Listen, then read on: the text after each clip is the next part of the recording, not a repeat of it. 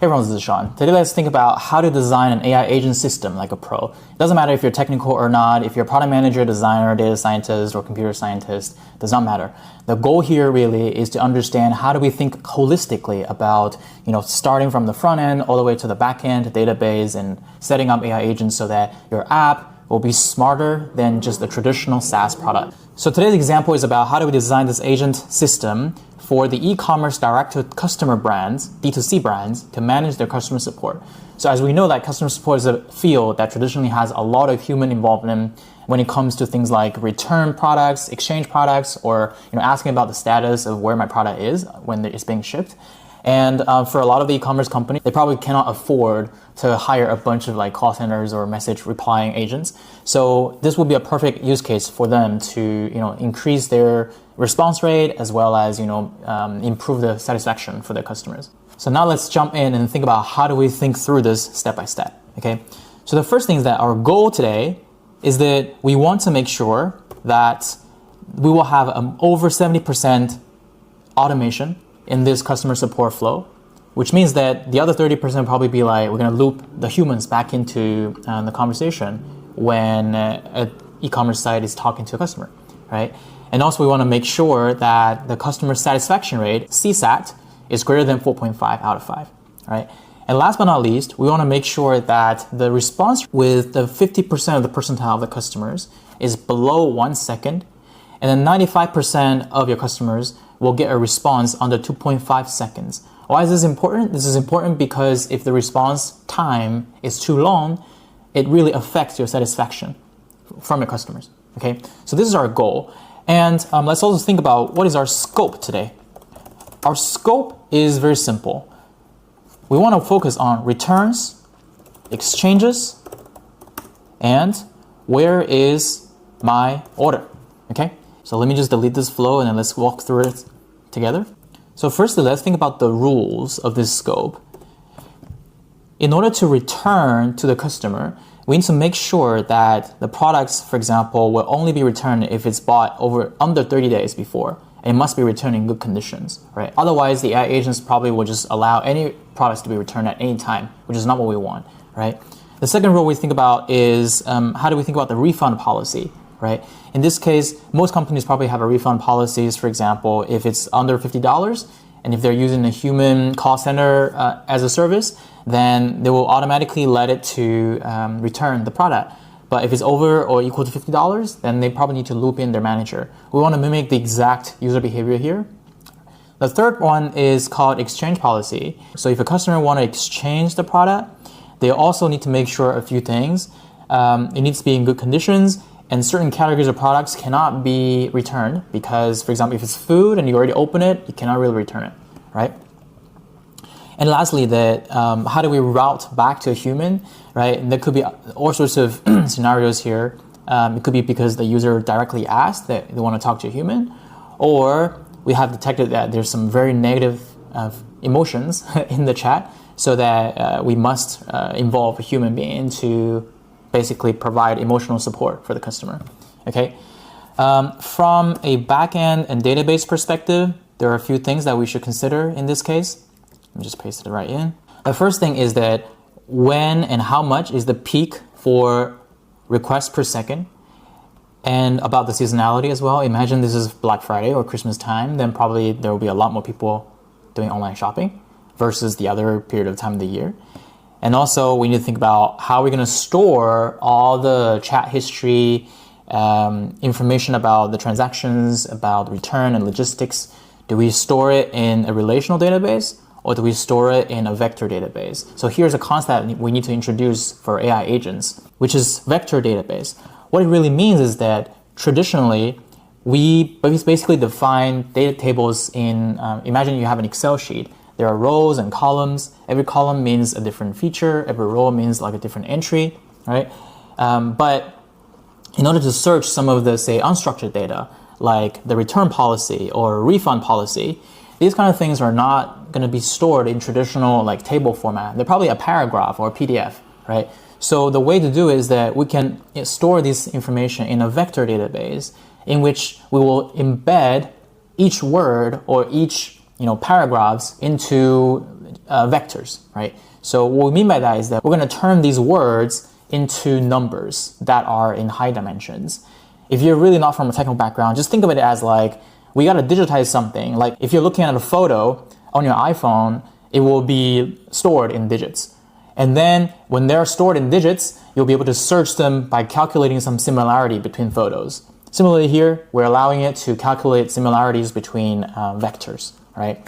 So given this current scope, the goal, the rules, the backend database, let's jump in to start designing the AI agent system here, okay? The first thing we're gonna do is that we need to think about when will a user start to interact with our system, right? So in this case, our user channels are going to be website chat and emails, okay? So if you think about this more holistically, we're not going to directly allow anybody to start using the system. So we're going to start doing some authentication first. So here, we're going to introduce a gateway. A gateway is going to deal with the authentication, single sign-on, or PII, which is for privacy of the user. Or you're going to think through the rate limit, like how many times people can actually use this product, request for this product, and checking for duplication. So all these kind of things are sort of, we need to double check with the gateway. So let's add a bit of arrow to confirm this relationship. Before we continue to process any information, we need to finish the authentication first. And also, in order to load the previous chat and emails, we need to query our data from a relational database. Remember, we talked about the rectangle data tables. So what happens here is basically user auth fetch the chats and emails. Okay, we're going to start think about how would the agent help with talking to these conversations from customers. Okay, imagine a customer has just asked a question. Ask a question. They said, I want to return my product X. You probably would think, hey, okay, let me try to check my policy. Let me try to understand what do I do next, right? So exactly for AI agents, the first thing we do is that we're going to introduce this thing called a router agent. What it does is that it's trying to understand the intent of the question so that it knows what to do next. A router agent, there we go. So this router agent will try to understand the user intent and then decide the agent routing. Remember that one of our goals is that we need to make sure that the response time for 50% of the users is always under 1 second. The way we do that is that we need to introduce another agent called a Q&A agent. What this Q&A agent does is that after you get the first question, I want to return my product X, you want to allow yourself a little bit of time for the router to think through it. Right? It depends on the exact situation, like how many steps it's going to happen right after the router agent. You want the conversation to flow like natural. So perhaps after you ask the first question, it will flow into the Q&A agent, and then that will start to speak to the user all the time. And they'll probably start to respond to the user by saying something like, oh, thanks for asking the question. Let me just check it for you. And then start showing them like a thinking process. Respond to the user real time. Okay, so here for the router agent, let's think about the edge case first, right? If the router agent realized that this customer is very angry, like the customers say that I must deal with, like, or they ask a very, very complex question, and we think that our agent decides that it's way beyond the confidence that I have to deal with myself, we need to have a mechanism to allow it to trigger looping the human back into this agentic system so that the humans will take over, so that our overall customer satisfaction rate will not be affected, right? So I'm just going to add in this human in the loop. Oh, this is so difficult to use. So now, in this case, the human will start to approve or disapprove any request from the users. If the router agent decides now that this is a valid request, and let me just double check if it fits with our policy so that I will process the rest of the steps for you, then we will allow it to move on to the next step, right? So the next step, we're calling it a planner agent. Let me just move it back here. Decide to take the return route action. So what happens now is that because the router agent understood the intent, which is to return the product, then it will start to call the return planning agent. So the planning agent for return will start to process what's going to happen next. A very important concept is called functional calling. So what will happen is that we will prepare a very long list of functions that will be available as tools for AI agents to select from. And I'll show you a few examples, which is, for instance, if the user needs to return, you need to introduce a Stripe API that will allow them to get refund or start paying for another product as an alternative. A Shopify agent, which will allow us to pull in the information about what's the order status right now, and what is the return merchandise authorization right now, RMA, and perhaps for some exchanges actions as well. And also things like, oh, where's my order, right? So we got to pull in the API tool that will check some third-party logistics, 3PL, to understand where the product it is right now in real time. And also, for example, if the user is managing some of their customer relationship information in a CRM system, then they will be able to pull in some CRM APIs to start writing or fetching some deal from their pipeline or create and update some tickets. Okay, these are the tools that we're talking about here. So if we move back to where we were, this planner agent will decide what tool we're going to call. And in this case, the tools we're going to call are the Return API, which is from Shopify, and the Stripe API, which is for processing payments, right? The reason why I say there's a bit of a catch here is that this planning agent really depends on the logic for finishing this task. It could be a deterministic workflow as well, which means that we could just use some rules to process the rest of the steps, especially when the steps are very fixed. For example, if we know that the user is just going to return the products, then what we do is basically, okay, check Shopify, right? Try to understand if the product is still okay for return or for exchange, right? And then trigger Stripe API to process all the payments related information, right? So actually one very good practice is that if we can reduce the amount of automation of using agents for cases where it doesn't really need an agent, then your system will be more reliable. In this case, just for the sake of presentation, I'm going to show you how to think through the agentic way of a planner for return rather than the deterministic way, but just a very good thing to keep in mind. Okay, so let's move on. So in order for the return planner agent to function, it needs to firstly check some return policies to make sure that it's actually fitting into the scenario that we're talking about, right?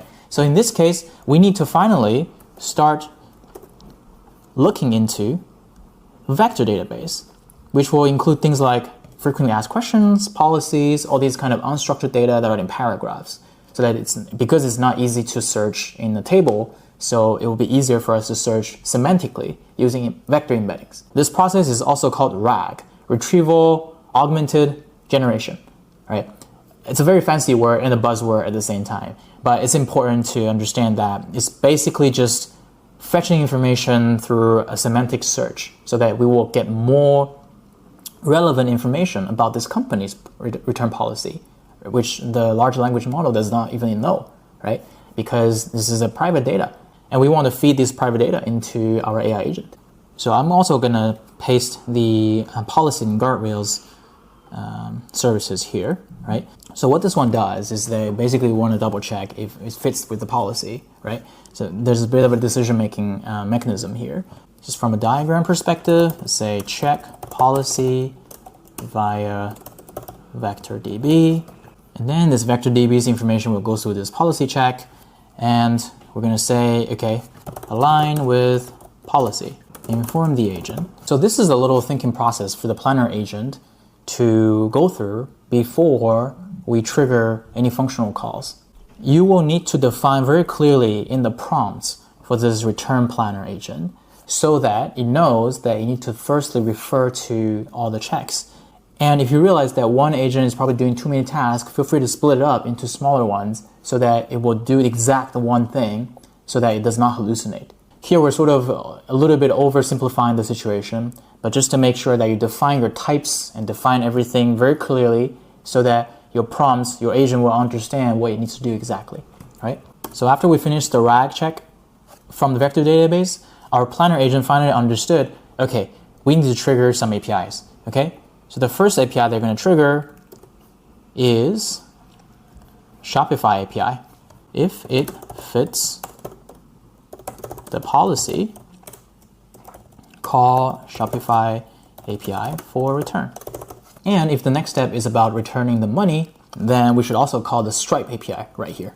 So after the Stripe API has been introduced, which means that we have finished the money return.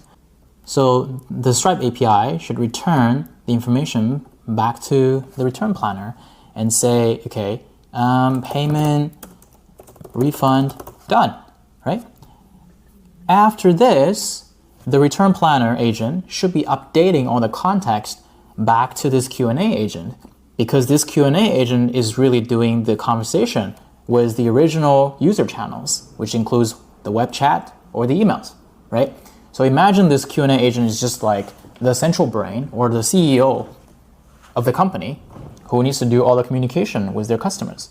And then the rest of these people are just part of their organization who's doing the task, right? Just that the router agent is sort of at a higher level, return planner is the one that the router agent decides to route to, right? And then you could also route to exchange planner or, where's my order planner, all these kind of tools, right?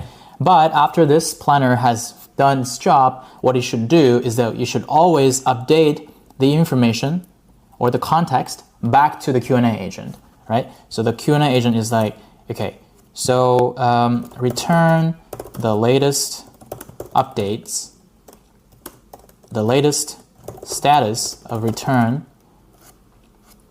back to Q&A agent to talk to the user. So this can also include situations when the question or the product doesn't fit into the policy for return. In this case, we will also update the latest information back to the Q&A agent so they will be able to talk to the user, right? Respond to the user real time. So you can see that we currently have a pretty solid system right here for the goal we have, right? So what do we still need to do? Few things. Number one is that as an agentic system, we should always be thinking about observability, metrics, and evaluations, okay? Remember our goal is that we need to make sure 70% are automation, 30% are looping back to human, right? And then the satisfaction rate should be over 4.5, and the response time should be this much, right? So what we do is that we got to track the relevant metrics across the entire system to make sure that these metrics are being met, these goals are being met, okay? So that's the first thing. The second thing is that it depends on if this current website or this current client is already dealing with some external, like say CRM systems. Perhaps there should be some automatic triggers as well for us to write back to the CRMs, okay? So we could add something like this here, a CRM system that will fetch, write, deal pipeline, or create and update tickets for their internal team to manage some of the processes, right? So I'm just going to add a simple arrow here. Okay. Cool. So we got a pretty solid system right here. So again, this is a very simple overview on how do you think about the agentic system from a non-technical background, from a non-technical perspective. But also I know that I have introduced quite a lot of technical concepts here too. But if you're a technical, you realize that there are a lot of things that we're missing out, right? There are a lot of things that we didn't mention. For example, about scalability, about things that are related to like the request per second, seasonality, all these server side of things. I think at the end of the day, if you're a product manager, you will need to discuss with your engineering leader anyways to figure these things out. But you need to have like this basic concept of what we need in order to set up this product ready for production. I hope this is helpful. I hope you have learned something from this. And let me know if you like this kind of format of video. I'm happy to make more. And I'll probably also be making some videos to explain how do you actually build a system like this with code. So stay tuned. If you like this video, like and subscribe and make a comment down below. Thanks very much. Cheers. Hey everyone, this is Sean. So today let me show you how to design and build RAG like a pro. RAG is basically retrieval augmented generation. It's one of the most important concepts in AI system design or for AI agents. And a lot of people who watched my previous video about AI system design really asked me to dive deeper into these kind of concepts. So today, we're really going to dive deeper into what exactly does RAG work and what exactly is a vector database. And I'll not only show you something like this, which is a system design to think through how do you build or design a RAG system, but also I'll show you some live code, which I'll open source on GitHub. So feel free to check out my GitHub repo. I'll also show you how to deploy it to a Google Cloud platform, GCP, so that if you have a front end, you can just connect it into your app and start using it right away. Okay, cool. Let's jump right into it and start. So I've got the system right here, but I'm going to just walk you through it real quick. And if you already know what RAG is, feel free to jump into the coding part. First, let's imagine you're a user and you have a user channel. You either talk to customer support with web chat or an email. And then let's imagine here we're using the same example as the last video, which is a customer support for an e-commerce website where you're going to ask questions about certain policies about the company. And let's imagine like the user has asked a question and that question is speaking to an AI agent. We have an AI agent that will speak to the user interface. So let's say the user has sent a question, ask a question to the AI agent, and then the AI agent is supposed to respond with an answer. The AI agent might not understand when it can return a product for an e-commerce site or a D2C brand because maybe some of the products are over $200 and you cannot just return the money to the user and you must check a certain policy or you must ask a certain manager to approve the return, right? So how would an AI agent know if this is an LLM, it has no access to your private data about your e-commerce site? Then we're going to introduce this concept called a vector database, which will store some of the policies about your company return policy. And also, we will use the system that will do the retrieval to let the agent to retrieve the information from the database and then get informed so that the LLM knows, oh, anything over $200, we cannot just return money back to you. We must talk to a manager, okay? So let's break it down and see what exactly will happen here. So as I mentioned, we need a vector database, okay? It's a vector database that will store things like FAQs, policies, these kind of things.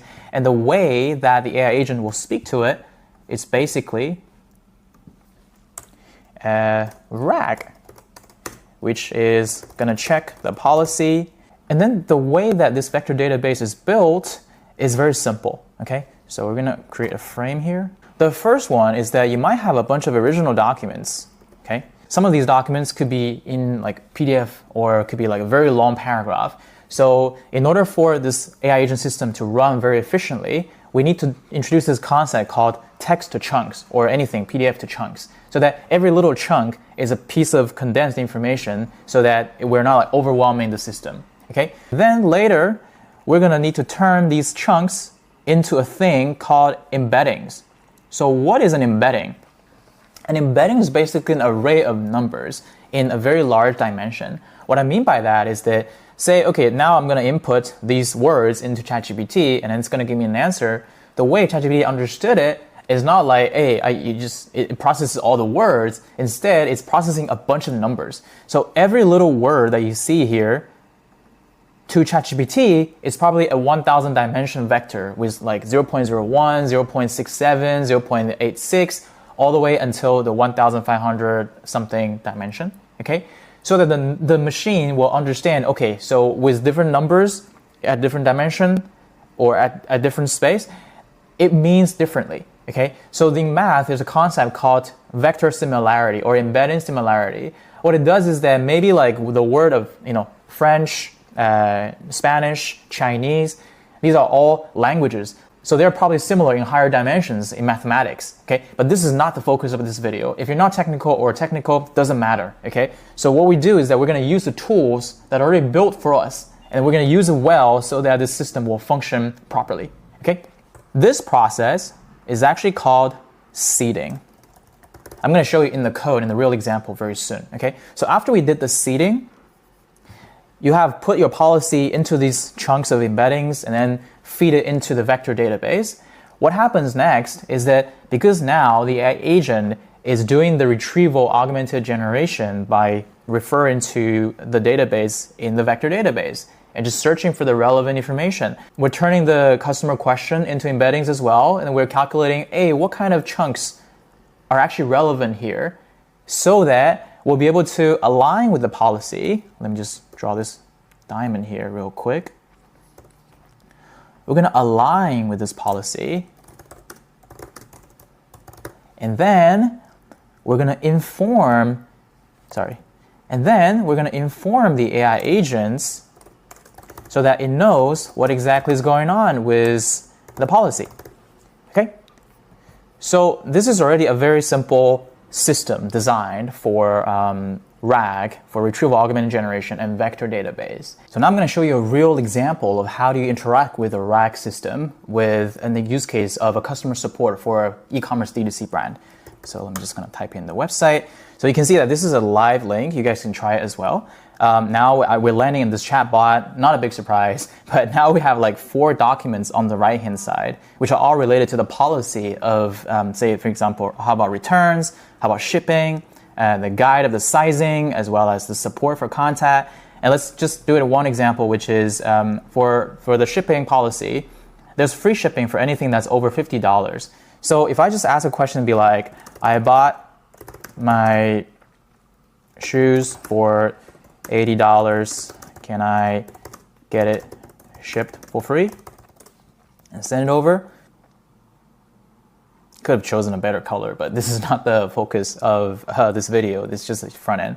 So I say, yeah, you can get free standard shipping since your order is over $50. According to the policy, it's okay, as long as it's below $80. So I'm gonna say, I bought a pair of shoes for $30, which is very unlikely. Can I get it shipped for free? Ask the question, and then let's see what the RAG would say. Okay, it told me your thing is not qualified because it's under $30 for free shipping. There's a $50 threshold. Okay, that's one example. Let's do another example. Let's say, okay, there's a return policy and it says that every item that's over $200 require manual approval for returns and you need to email the company. So I say, okay, can I return the shoes that I bought for $1,000? Now it's doing the retrieval, doing the thinking, doing the similarity search, and it's going to tell me very soon. Okay, yes, you can return the shoes, but since the purchase amount over $200, you'll need the manual approval first. Okay, so you can see that this entire conversation with this chatbot has been strictly following the policies on the right-hand side. And you might argue that, why don't I just like feed these information into ChatGPT? Why do I need a RAG here? Well, you're right. In this case, we don't really need a RAG, but imagine this policy is like, instead of 3 paragraphs for each, it could be 300 pages. Imagine you're dealing with like legal documents or stuff like that.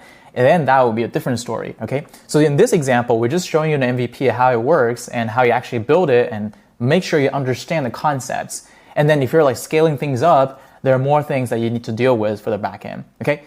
So let's try another thing real quick. Let's say, okay, if anything is over $2,000, then that would need an annual approval, okay? If I save this, and I've asked the question again, I say, okay, can I return the shoes that I bought for $1,000?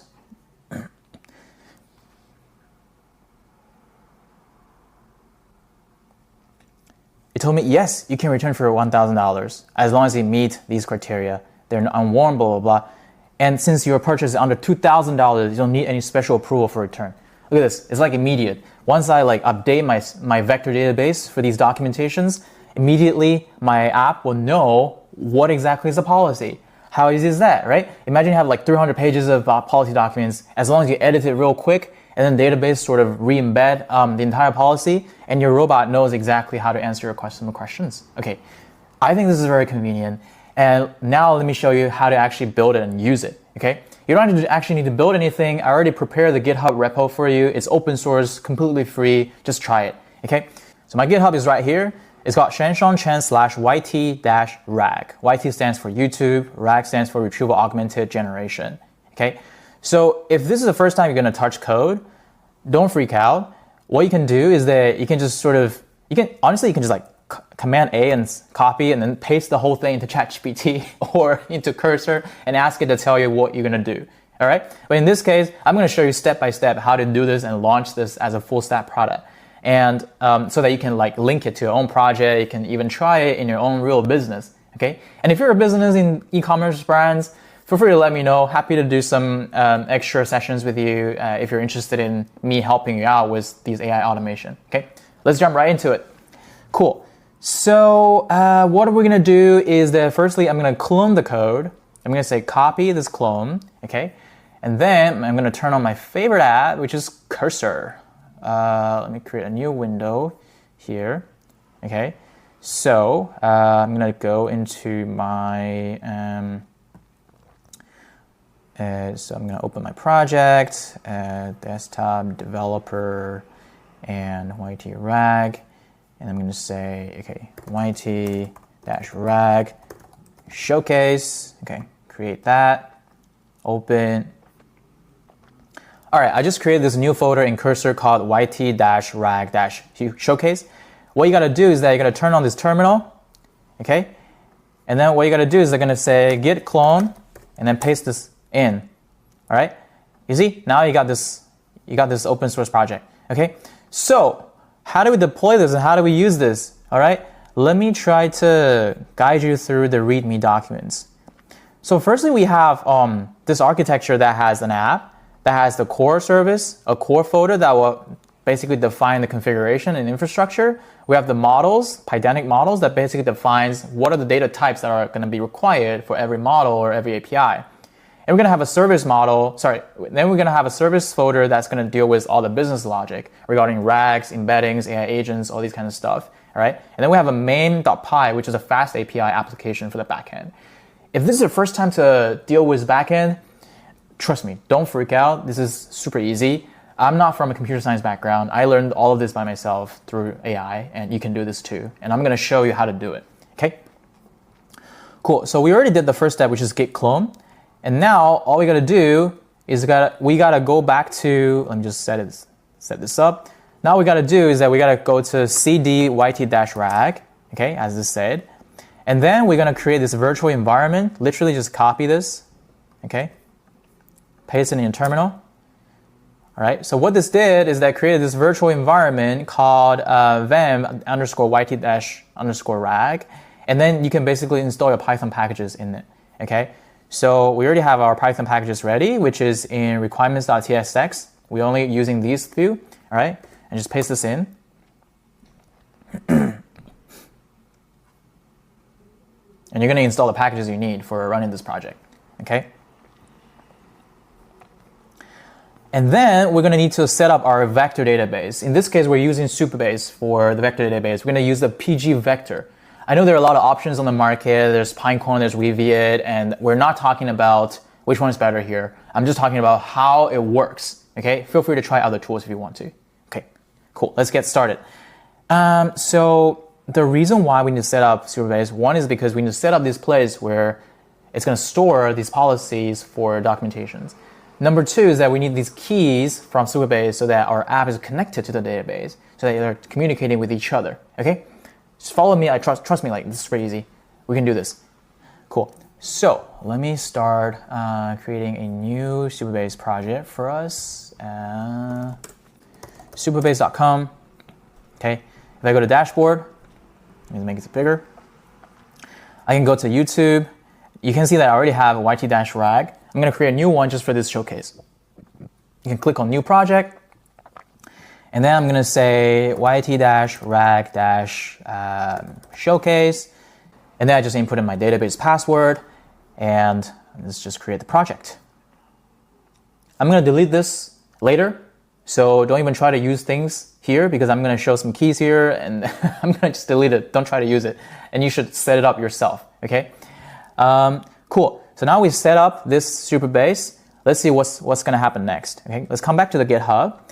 You see that wait for the project to be ready, and then go to settings and get all these APIs and copy them into our code. All right. So I'm going to do it. So go to Supabase. Come over here.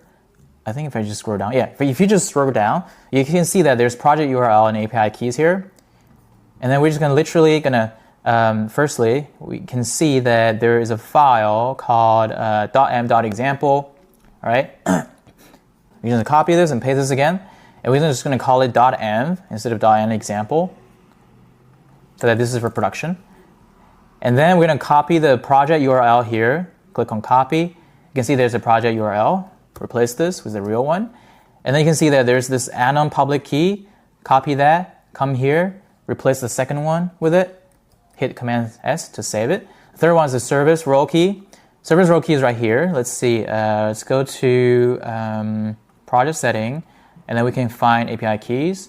And then we can see this service role key. All right, going to reveal it, copy it, come back here, paste it in, Command S to save it. Okay, I'm going to delete all these projects. So if we click back into table editor, you can see that we don't have tables now. We're going to set it up real quick. All right. One small thing is that you can see that in this environment variables right now, there's an AI provider. I'm choosing Anthropic. You can also replace it with OpenAI, right? And then there's also like this OpenAI key, OpenAI embedding model. We're actually using this embedding model to embed these words. Remember we said we're going to turn every word into a 1,500 dimension of numbers, right?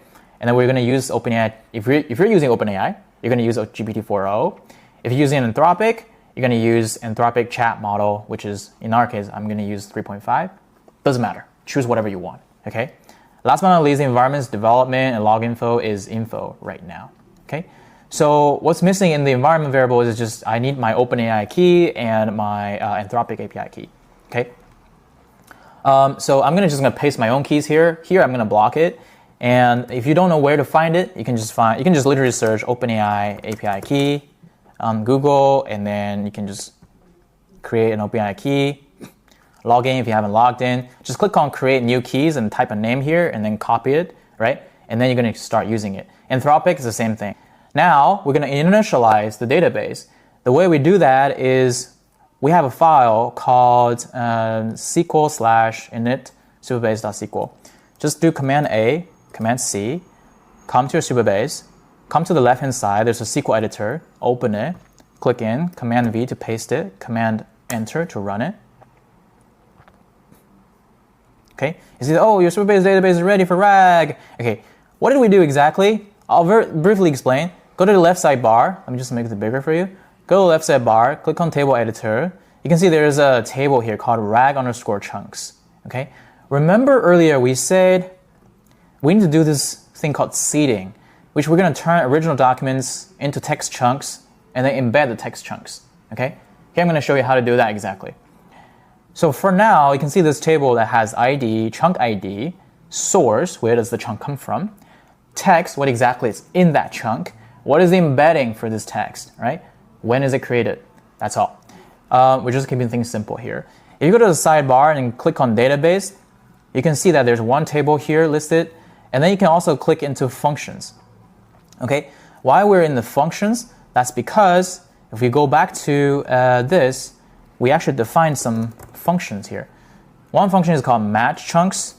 You can just copy this and come back here and then search match chunks. You see, this is basically doing like matching, like doing the retrieval, right? Comparing if your query embedding is similar to the embedding that you added to the chunk, all right? And there's several other functions that we defined. There's also a function called get chunk stats, right? Let's just search this here real quick. Yeah, and you can also click on these three dots and click on edit function to edit things. And if you're familiar with the SQL, you will know what's going on. It's gonna select from the RAG chunks and count how many total chunks you have, what are some unique sources you have, and what is the total maximum, and what is the latest time when you update the chunk table, okay? So this is called Supabase functions. Again, this is not the focus of the video. If you're interested in Supabase, feel free to watch my previous videos on Supabase. Let's move on, continue. Come back to this, you can see that we initialize the database. So here, one thing interesting to explain is that we're using this thing called PG Vector, which is part of Postgres, and is basically a way to save vector database, right? Again, feel free to use Pinecone, Weaviate, or LangChain stuff. All these things work, right? Doesn't matter, you don't have to use this one. Okay, so with the RAG chunks table, currently we're using a vector of dimension 3072 dimensions. So that's like doubling of 1500 when I say it. Okay, so now let's move on. Now let's move on. So you can see that I have this thing called test setup.py. Okay, let's come back here. Let's see, where is it? We have this file called test setup.py. So what this test setup does is that I'm doing a few things. Firstly, I'm going to import the modules. Second, I'm going to check the configuration. And then I'm going to start doing the database connection. And then I'm going to start doing the schema validation. And now I'll do the seeding documentation. Look at this. I'm doing the seeding documentation so that we are seeding the documents into our database so that later we can do the RAG query. I'm going to show you step by step, okay? Feel free to just run this doc if you're familiar with this. But if you're not familiar with this, I'll show you what exactly we're going to do, okay? So firstly, how does seeding work, okay? So the main.py is an app/main.py, okay? So this is basically our backend endpoint. what it does is that, sorry, maybe it looks scary if you're not technical, but I'll explain everything as I always mention. Okay. First, you have this lifespan definition. What it does is basically just going to try to connect to the database, initialize the schema, all these kind of stuff. And then we have this thing called Fast API. We're defining Fast API as this name called app. So anything with app.something, that's Fast API. Okay. And then we're going to add this middleware, which is basically saying, hey, localhost 3000, localhost 3001, they're accessible to this backend. Because if you're building like the front end with Next.js, you'll be able to, use localhost 3000 or Vercel as your URL. We're just basically telling the backend that these URLs can access you, right? So that there's no access issues. And then we have a chat interface, which is an HTML. Here we're not using Next.js, we're just using a plain front end, okay? And then what's important is that we can just sort of like start trying things, okay? So what I'm gonna do is that, remember to do source vim yt_rag bin / activate. So what you can do is just, you can type in uvcorn main app -- reload. After we run this, we're gonna get a live backend called 127.0.0.1 8000.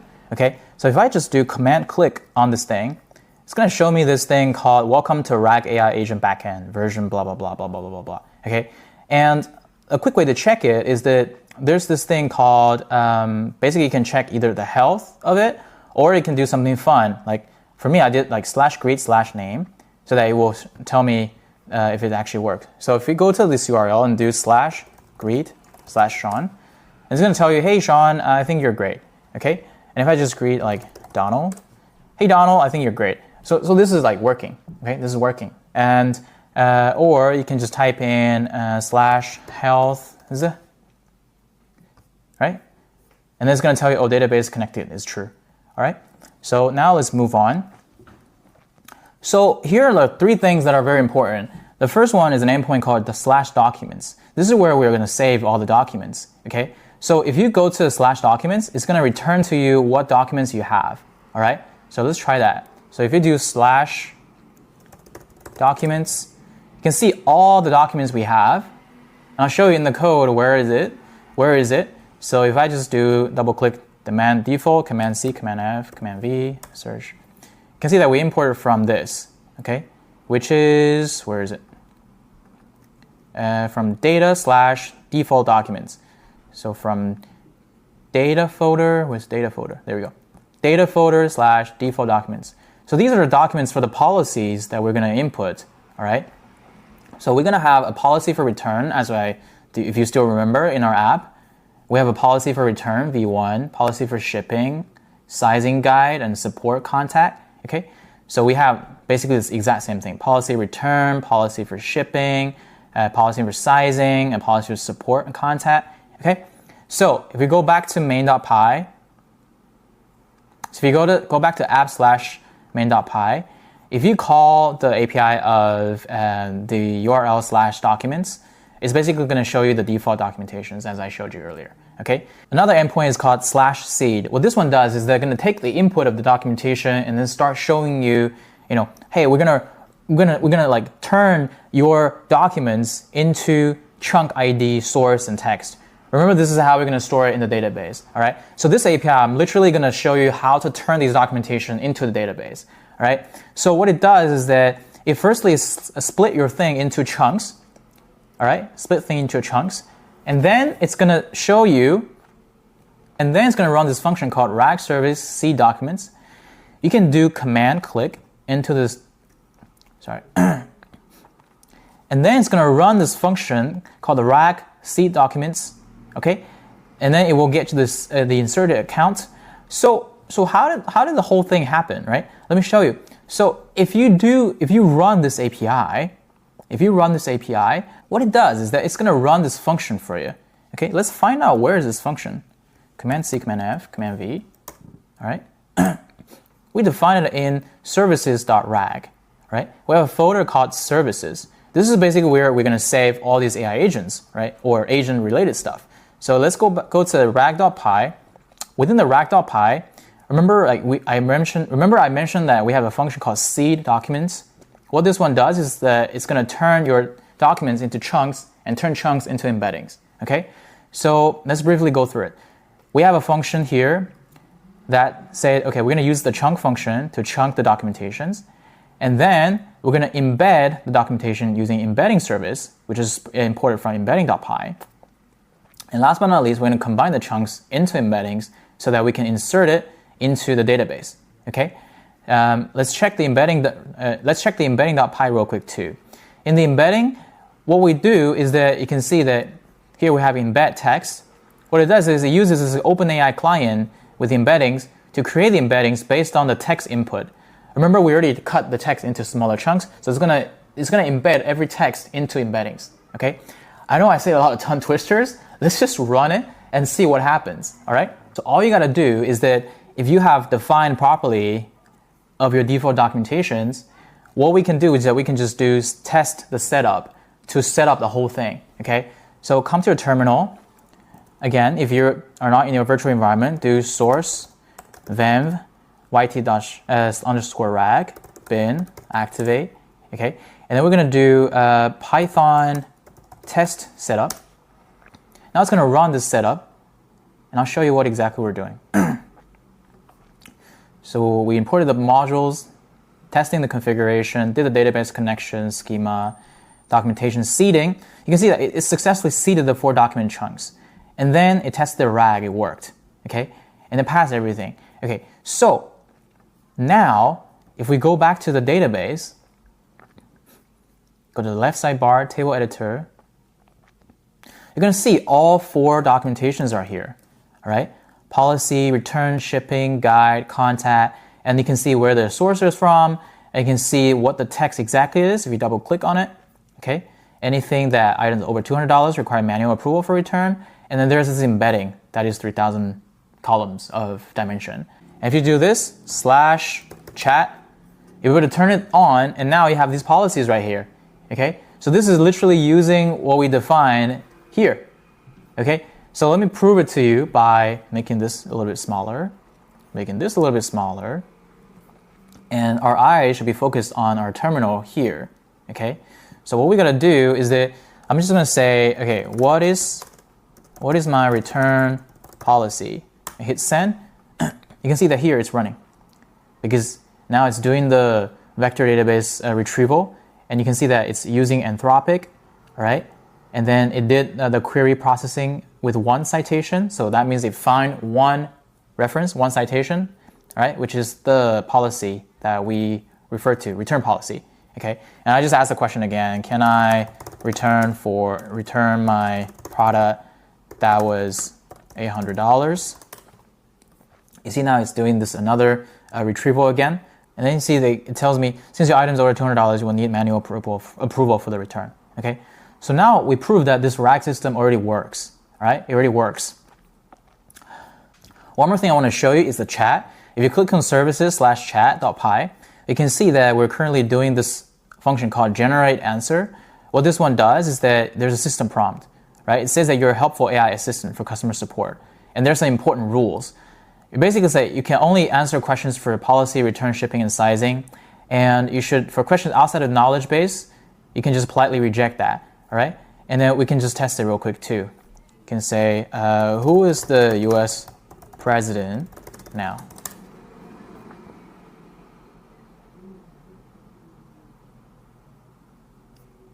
Yeah, I apologize. It's not relevant, so he's not gonna answer me, okay? Feel free to play around with this GitHub if you're technical. And if you're not technical, if you follow these exact steps that I talked about, you can set this up for your business. Happy to help you to set up for you if you're interested in this kind of AI automation. And the last step I do is I'm gonna make this live. I always wanna make product live because I feel like that's the final step you do. Like that's the core of building a product. It needs to be live. It needs to be able to be used by someone. Let's do that. Cool. So what I'm going to do is I'm going to go to my Google Cloud. So I normally use Google Cloud for this. And I already have a project. If you don't have a project, feel free to click on here and then click on create a new project. Okay, but that's not in the scope of ours. So I already have a project. I'm going to go right into Cloud Run on the left-hand sidebar. Okay. And then I'm going to select a project, which is the project I created.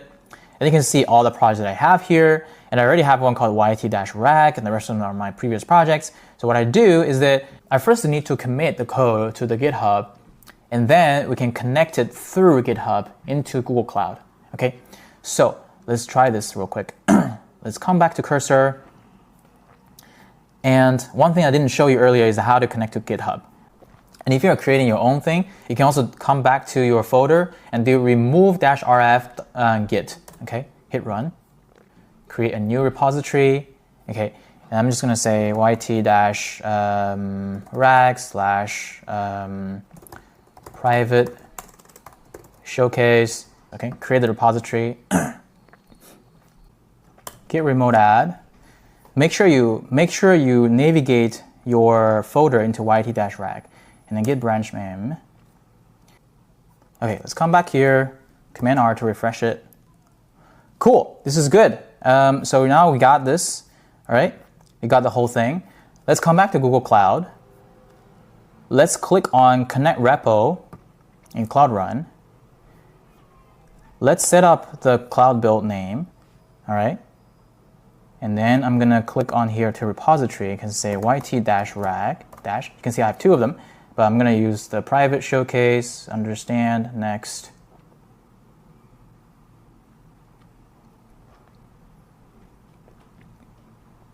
Okay, we're going to use this thing called Docker file. Okay, what this one does is basically telling Google Cloud that you need to install requirements.txt. And the main working directory is app. Come back here and just hit on save. Okay, and I'm going to allow public access because it's not a big deal right now. And then if I come back here, there's an important thing called variable and secrets under containers. We need to add the variables here. Select the whole thing, paste it here. Okay, and just hit on create.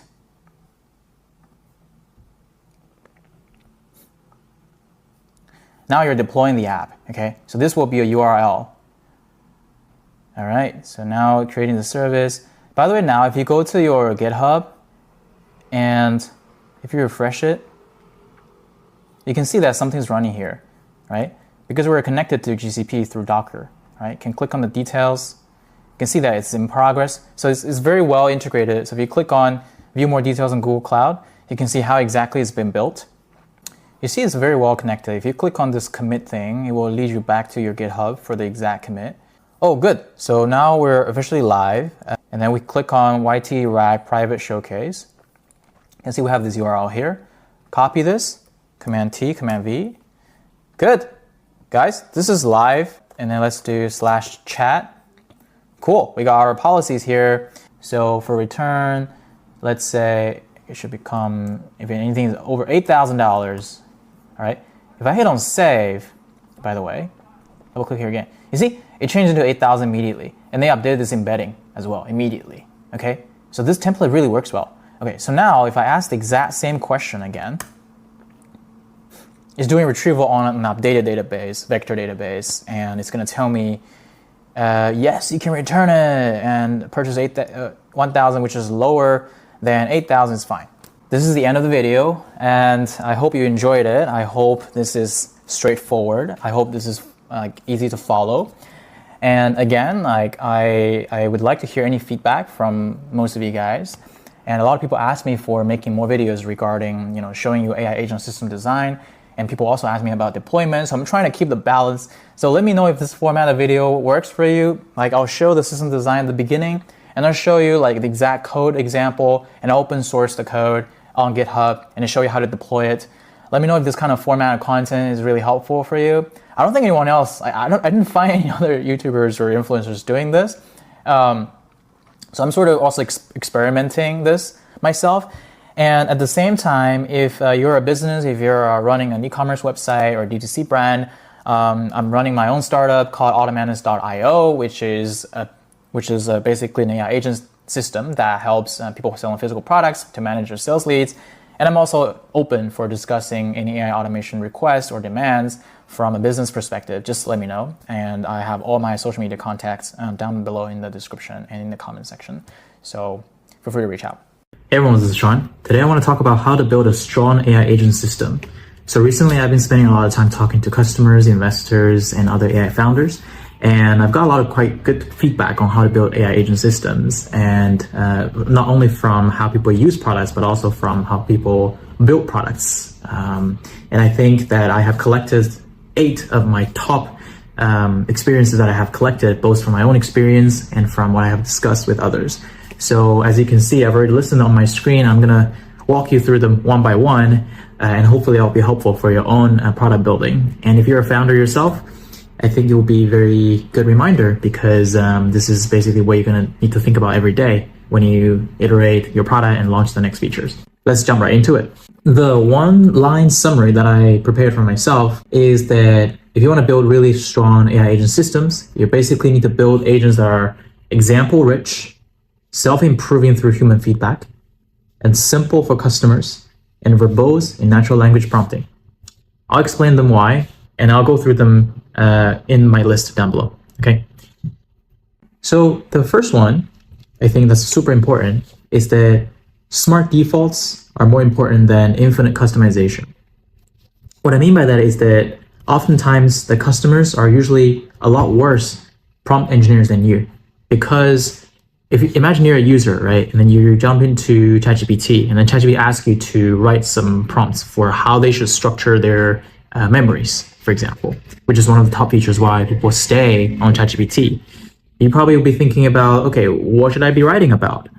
Should I say, okay, keep everything that I said about my school, about my work, as some kind of important information?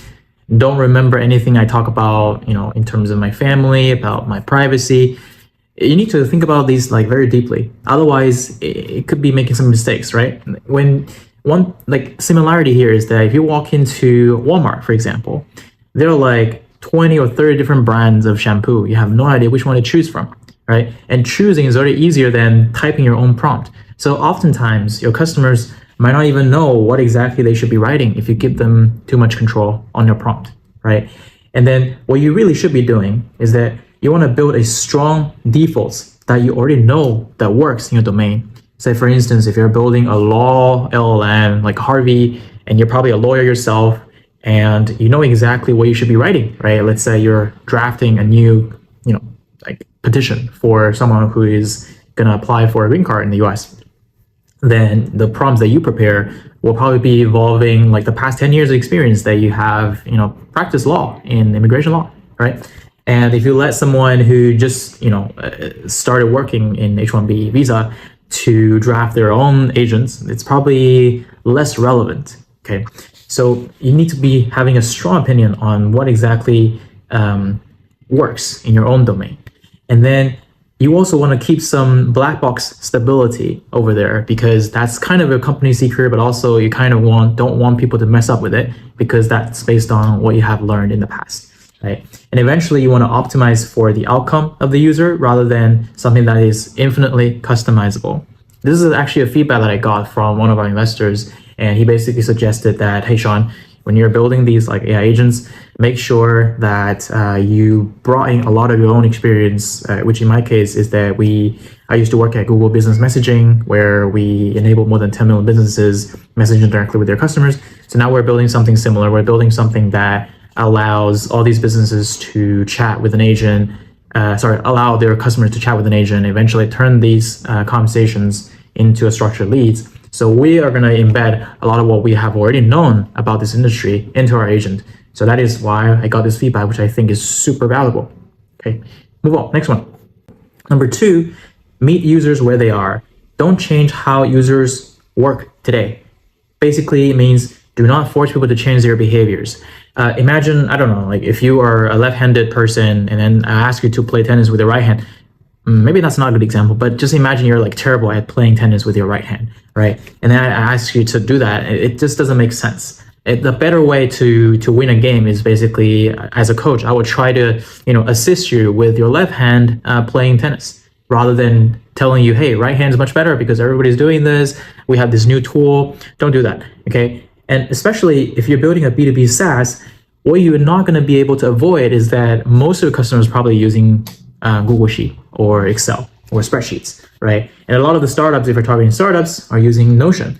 So what you really need to think about is that how can we build our agent flow around these existing tools, right? Follow those familiar patterns rather than forcing a complicated new view for the users. And I think that's incredibly important to keep in mind all the time, because as founders or as product builders ourselves, it's very easy for us to sort of fall into the product I built because I feel like, oh, this is this beautiful thing that I created. But in reality, your user might just feel like, okay, I see a new dashboard, I see a bunch of new like features. They look very smart, but my entire company's data live on Google Sheet. And if you don't adjust for the workflows that your customers are already using, like spreadsheets, what you're going to end up with is basically their budget will be spent on your product for maybe a year or a quarter or something, and your product just left there and nobody's touching it in the company, and eventually they will stop renewing, right? So that's not the situation that we want to be in if we're a B2B founder. So yeah, that's why I think this is super important. And the third one is basically vertical first strategy. Okay, so this one is also advice that I received from one of the investors I spoke with. They basically were saying that the most effective way for a founder to start expanding a product is that you want to build these agents around a very specific vertical and really, really double down in it, right? And then what they're saying is that a very high volume, detailed, domain-specific examples will make the model stop doing stupid stuff. Okay, so this is actually another AI founder friend that I spoke with also told me about this. Like he would rather put like 20 or 30 examples of exactly how an agent should be interacting with the user if it's a chatbot, or how exactly an agent should be dealing with some like JSON files or PDFs or stuff like that, so that it will actually know, like putting these 20, 30 examples in so that it will actually know how to behave and perform in specific situations. And because that you're very specific and you're in a very specific vertical, what happens is that your agents will be feeling like it's doing one thing at a time, right? One thing that's really, really that's really, really special about LLMs is that it's like a generic expert. It knows everything. And especially these days, a lot of LLMs are using this mixture of expert kind of model, kind of architecture for their LLMs, meaning that they know many different domains. Therefore, they're like experts in many different aspects of life. And you need to tell it that, hey, your job is simply to be the expert in this one thing and this very specific expert of this vertical. And then you'll perform so much better than, like, say, doing it in a horizontal level, like from the beginning. Okay. And then later, if you realize that there's a product market fit in that domain and also your agent is doing a really good job, you have two ways. You either like double down on it, and if it's a big enough market, then it's already a venture scalable business. And if it's not, then you can think about expanding horizontally, right? You can follow the same architecture of mixture of experts, meaning you could build a mixture of vertical agents and let them deal with very different things, right? So I think that's a very helpful advice to keep in mind, because as builders or as product founders, it's very easy or common for us to think that, hey, LLM can answer any questions, let me just use one agent for everything. I don't think that's the best practice in reality. Okay. Number 4 is that examples need to be carefully balanced when you feed examples to the AI agents. Basically, if you use too few examples, then the model would think that there are only a few ways to solve the problem. You might actually restrict them. And if you have too many of the wrong kind of examples, then the model might overfit to some bad patterns. And this idea is very similar to how we were approaching machine learning about the data sample size and about the parameter size, right? But in the LLM world today, it's more about how do you like structure these things in natural language and then provide them with a good balance of very solid examples so that your agents for this very vertical will be able to understand how to solve that task. Number 5 is that you need to write the workflows as explicit natural language specs. Okay, so basically what I have gathered throughout the information online is that multi-line, step-by-step natural language instructions will minimize hallucination and give an agent stable, predictable behavior. Okay, what we mean by that is that sometimes we might just want to throw a table to LLMs and say, okay, read this or do this and that, right? Or maybe we might throw a bunch of files to it. We might just give it, if you're more technical, give it a bunch of JSON. What turns out to be more effective is that if you can explain in natural language, okay, here's the first step, you should be doing A, B, C, D. And then if you see this, do this. If you see that, do this. And then the next step, do this. And under what situation you should be using this tool, that API, this tool, right? And here's the explanation of these toolboxes. Like use the Stripe API for payments, use the Supabase API for fetching data, under the situation where, if this person has authorized, yada, yada, yada. You want to treat them as like an intern in your company, or as, like if you're a product manager, as if you're writing some product documentations.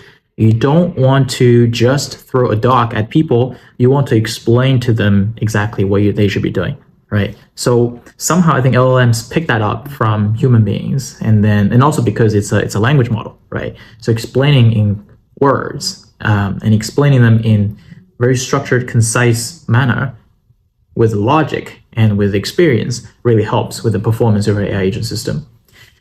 Number 6, add human in the loop correction loops.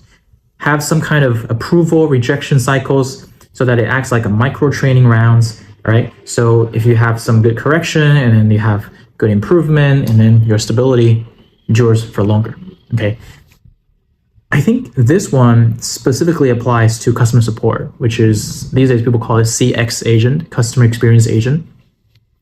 There are a lot of examples out there. There are Fin, there are Ada, there's another company called Sierra AI. They provide a very strong customer support, customer experience agent services out there.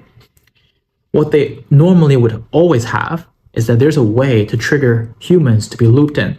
Say, for example, DoorDash. If DoorDash is using some of these like AI agent services, there's always like a team being maintained right there who are going to type in like answers to customers. And when we build these AI agent systems, we always want to automate the whole thing, but that's not the reality. In reality, customers would be like, they would just directly be requesting for a human to be looped in, right? Or a customer might be, super angry, and then agents are still talking like a robot. In these kind of situations, what you should do to maintain a good customer satisfaction score, or just for your own retention's sake, you should loop in humans at that point, and then you should have some kind of mechanism to trigger that. And also, you should train on these good and bad examples so that your agents in the future will understand, how would I address a situation where customers are super angry, or when they're requesting for a human, or how do we reduce these situations? These are super important lessons to be learned, and it's very important to be mindful of that when you write prompts. Number 7, give your agent a single memory layer. I think this is more or less related to context engineering across a multi-agent system. What this means is that, so for example, if you're building a SaaS where there are a bunch of agents, for example, I think now we're using Notion, right? In Notion, there are agents. I'm pretty sure what they're doing is that they have a multi-agent system. Maybe there's some agents are just for, polishing the paragraph you just wrote. There's some other agents who are like reading the entire doc and then give you a summary. And then if you're like on the same page and you're talking to one agent, or you're doing like multiple things at the same time, they should, I'm not sure, Ivan, tell me if you're watching this, they should keep one context layer somewhere so that every agent will have access to the historical usage of agent in the entire system, either it being chat history, being how like Sean highlighted something and then asked a question there, what's the context there. These things will be considered as a single memory layer. Or, you have data tables there, you have calendar events.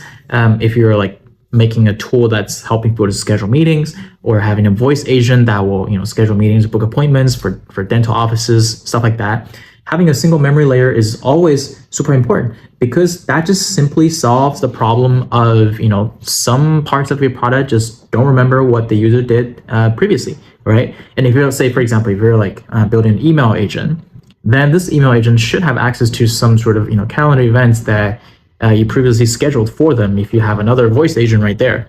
Okay, so it might sound a little vague if you haven't built these things before, but if you did, then you will know what I'm talking about. If it's the first time for you to hear about what is a memory layer, try to check out things like how do you build up some context, how do you build up some shared states for agents, search these things up, and then I'm sure AI will give you a really good answer as well. Last but not least, which is something that YC partners would emphasize all the time, which is evals. It's important to add a continuous evals to measure and enforce reliability. Okay, so what in reality, agents regress very easily, and automated evals across workflow scenarios and edge cases ensure improvements are real.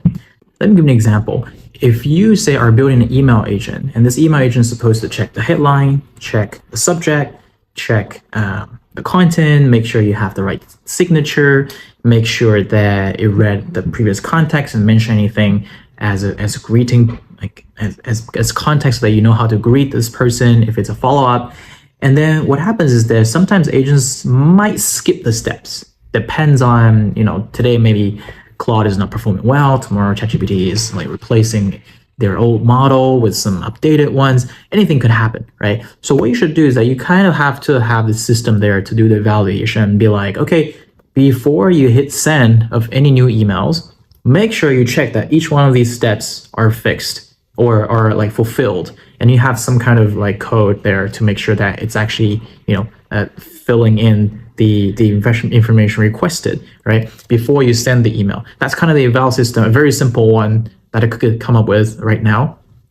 And having these evals that are very specific to your own agentic system or your own agentic workflow is kind of one of the most important moats out there for AI startups or AI products, because you know your product, you know how to make it better. You also know that this is not going wrong because you have this very, very strong like security system or stability maintenance system out there so that your agents do not regress, okay? And I forgot to mention another very important one is a single memory layer, which is, that's honestly one of my founder friends recently just said that he's now switching to Gemini, even though Gemini is really good.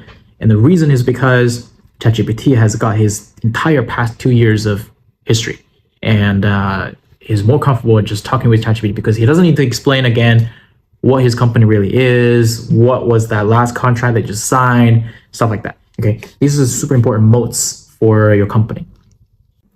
Last but not least, LLMs are super capable.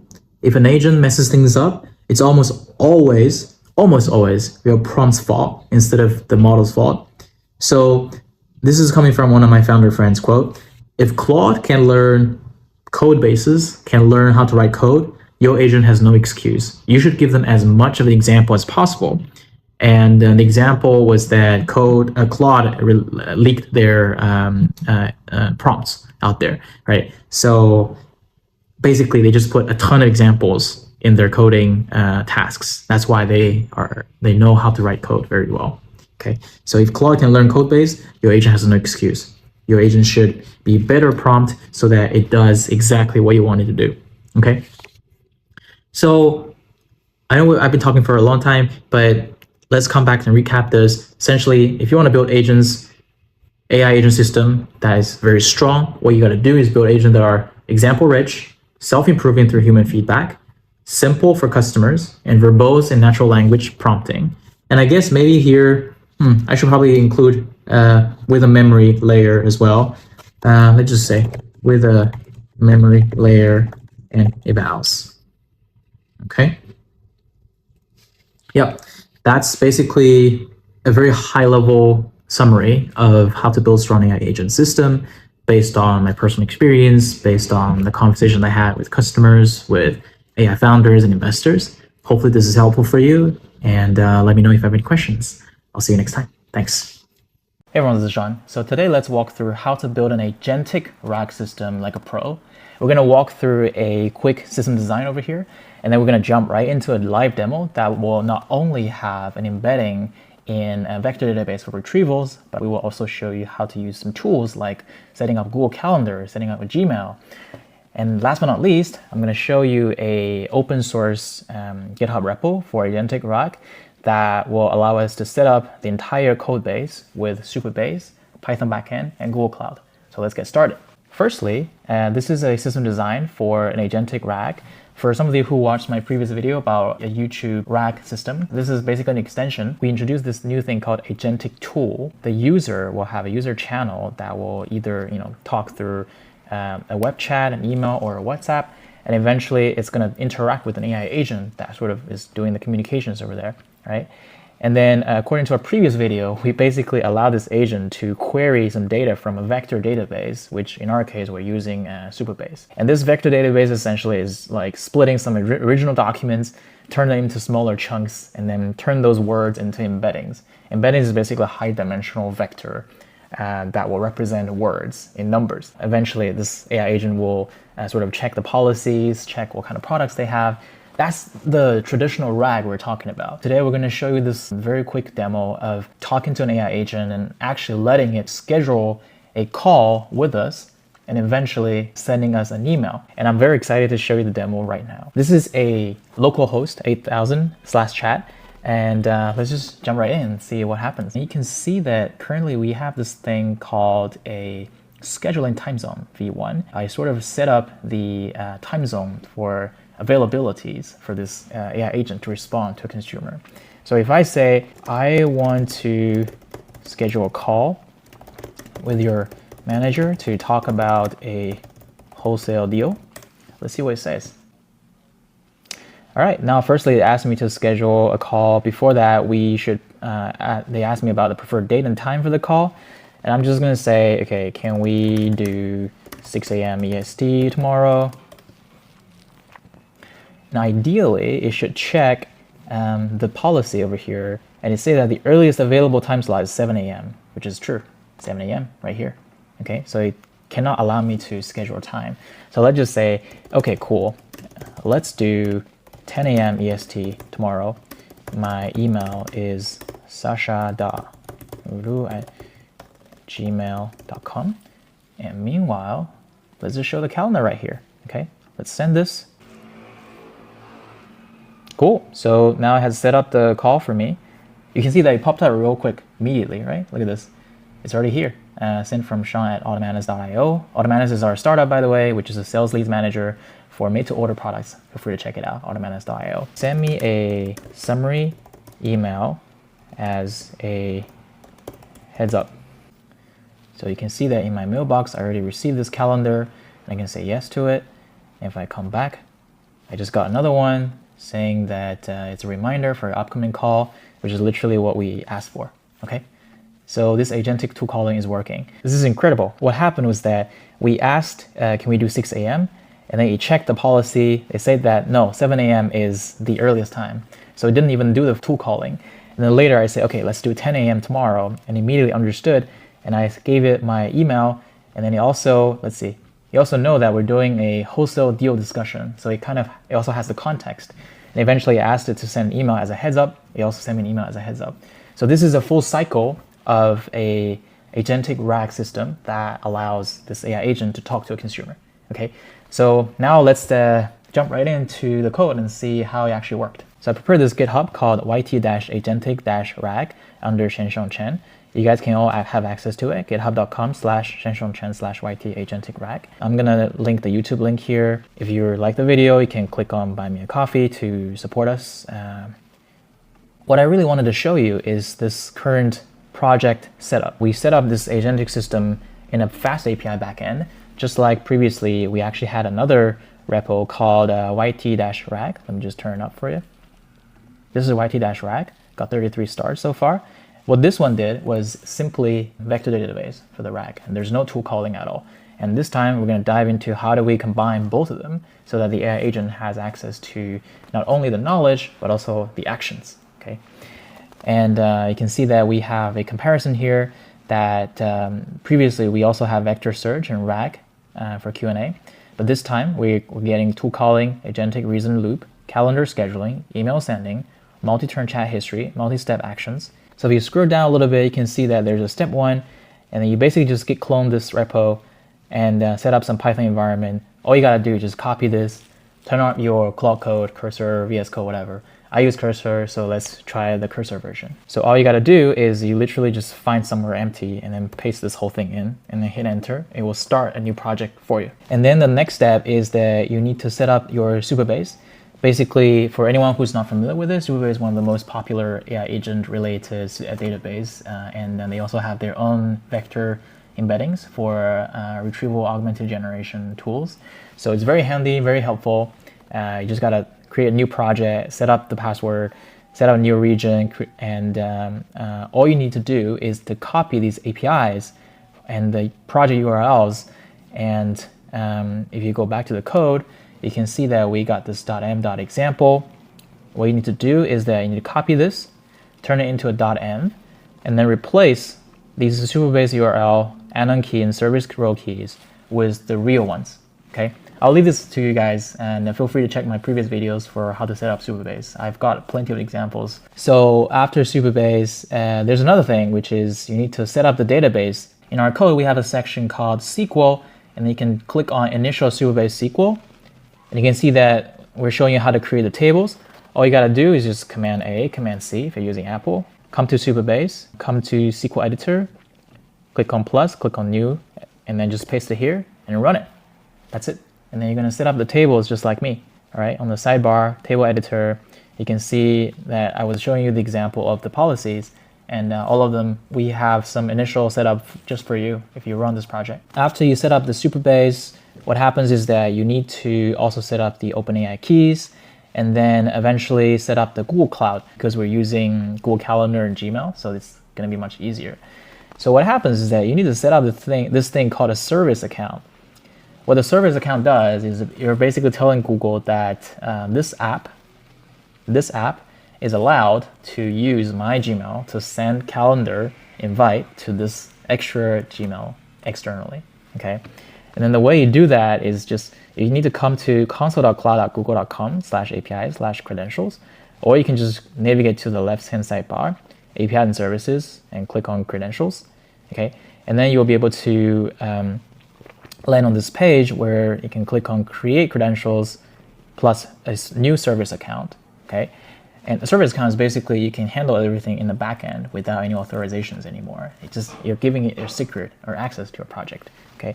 So you just gotta put in your account number, account name, and then put in a new ID, and then put in the description, and just follow the instruction and finish the whole thing.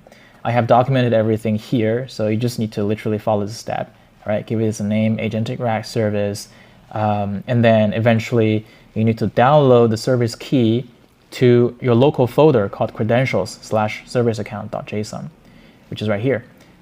We have a folder called credentials, you can see. You need to download that key over here and call it service_account.json. Okay, that's all you gotta do. And if you're deploying this to Google Cloud, you also need to set up something else, all right? But other than that, you just need to make sure that you entered this OAuth scope into your Google Client ID, all right? And then just authorize the whole thing. And then you just need to set up the environment variable, and that's about it. So in our code base, we have an app folder in which you have the agent folder, and then our main agent is over here called Orchestrator, okay? I'm just gonna keep the file, which is all the changes. And then what this one does is that this is the central agent that will help you to retrieve relevant context from the RAG and build a message system, doing the functional calling, tool calling, and eventually generate the final response with the output, okay? And then this one is being fed with the tool folder, in which you can see that we've got, for example, this calendar tool, okay? This calendar tool basically has an automatic Google Meet link generation, multiple attendees, time zone support, RAG-informed duration. For example, it's scheduled 30 minutes because in our policy it said 30 minutes, okay? So this is very handy. And then in the service folder, we also have the rest of the things, just like the previous video, where we basically tell the agent how to chat, how to chunk the documents into smaller chunks, and how to run the embeddings using OpenAI. This demo is literally focused on calendar tool and email tools, all right? And for the calendar tool, essentially it's a new service account that you created using Google Cloud, and eventually you're going to execute it by sharing, exactly what's the start time, end time, description, attendees, and time zones. Okay, feel free to play around with this repo. It should be pretty handy for you already. Hope this makes sense. Let me know if you have any questions. This is probably one of the simplest agentic RAG system, full stack from system design to code to deployment on the internet. Let me know if you have any feedback, and I'll see you next time. Hey everyone, this is Sean. So today we're launching Automanus AI agent for businesses who are selling customized goods, ranging from cabinets, solar panels, EV cars, to module-based softwares. So a lot of businesses we're speaking with are either qualifying their customers through WhatsApp, SMS, or emails. Many of these businesses are talking to 20 to 50 customers at the same time. And maybe like 20% of them would actually convert into a final conversation and then turn into actual leads. So a lot of time are wasted on qualifying the customer and eventually manually typing things into CRMs. So we're going to change that. Okay, so today I'm going to show you how a consumer would interact with Automanus WhatsApp agent. And then eventually we will configure the agent and then turn it into a structured leads. Let's get started. So essentially, as you can see, that firstly, we ask this question. I say, hi, hey, this is Sean, how are you? And you say that this is the Automanus AI receptionist. So on the right-hand side, you might be wondering what's going on here. This is an agent that we trained for this specific business, and it's called EV Dubai Ltd. Okay. So essentially, this is a customized page where you can do some multiple choice questions, and then you can talk about like what restricted topics there could be. What you need to do is that you need to tell it, okay, what kind of products are you selling, right? For example, this EV brand is selling BYD Seal 2025 and then Tesla Model Y with their own price. And then you can just quickly test it here and be like, do you have BYD models? And this simulator will be syncing exactly what you have uploaded to your knowledge base, as well as the things that you have updated on the main behavior guidance training page. All right, so now you say that BYD Seals has $42,000 USD. Okay, you can also modify the formality and do you want it to be calm or more passionate. Eventually, you just gotta click on deploy. And eventually, if you come back to overview, you can see that there's an agent currently being deployed under this AI agent hub. We're using the shared number +1 650 605 6956 for Automanus. If I just ask it questions and be like, okay, do you have a BYD model or an EV? I want to buy one. Right now, Automanus doesn't know who you are and who you're looking for, right? And then after you show the intent, it's kind of sort of processing and then search across the entire business's network that has been connected with Automanus. And it found out that, oh, there's a one called EV Dubai Ltd, right? And as a user, if I click on it, what it does is that it's going to trigger this agent for me. If I want to exit anytime, I just type exit anytime. In our knowledge base, we have these products here. So I'm just going to ask it, can I buy the BYD Seal car? Do you have a model and what is the price? So as a business, you might have these kind of questions maybe 1,000 times every week, right? And then what you don't want to do is that you don't want to answer all the questions again and again. And maybe you want to configure your own way to answer these questions, which is all doable in this behavioral guidance page, all right? And now it has told me that, okay, the BYD Seal is available, which is $42,000, exactly what we put in the knowledge base. And what we need to do is that, yes, my budget is 50K. Let's get the BYD Seal model for 52K. I'm just being like dumb and answering things very thoroughly here. And while this is being communicated, as a business, you can also come back to leads on the left-hand side. And you can see that there's a lead pending in the review, okay? And if you tap on it, you can see that Sean Chen just had a recent journal with WhatsApp with us, okay? If I click on view all, you can see that the entire conversation is here, all right?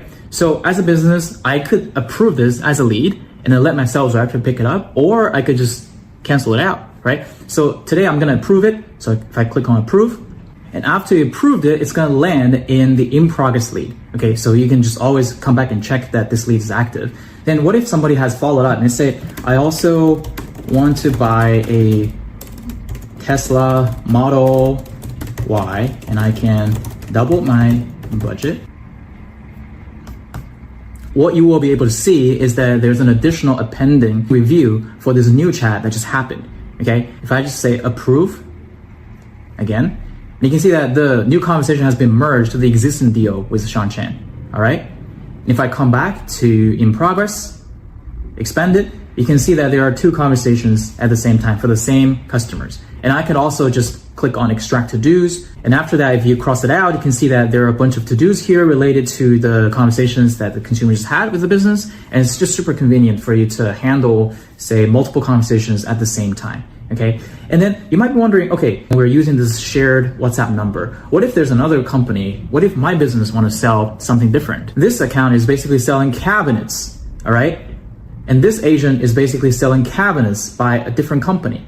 All right. And if we click into edit, you can see that there is a Cabinet Hero agent over here. As a consumer, I could come back here and I say exit, and then Automanus will tell me, got it, you've been disconnected from EV Dubai Ltd. What business do you want to speak with today? Just tell me your company name. We can just let the consumer to talk to WhatsApp with your business name. Or as a consumer myself, I might be just wondering, okay, I want to upgrade my kitchen with a very vague intent. And the agent that's talking to us right now is the AI receptionist from Automanus. And they said, okay, the kitchen upgrade really transformed your space. Are you looking to replace cabinets or do you want specific areas? It doesn't tell me exactly what business yet because it wants to collect more intents from the consumer. And I could say, okay, I want a new cabinet. Do you know any business selling it?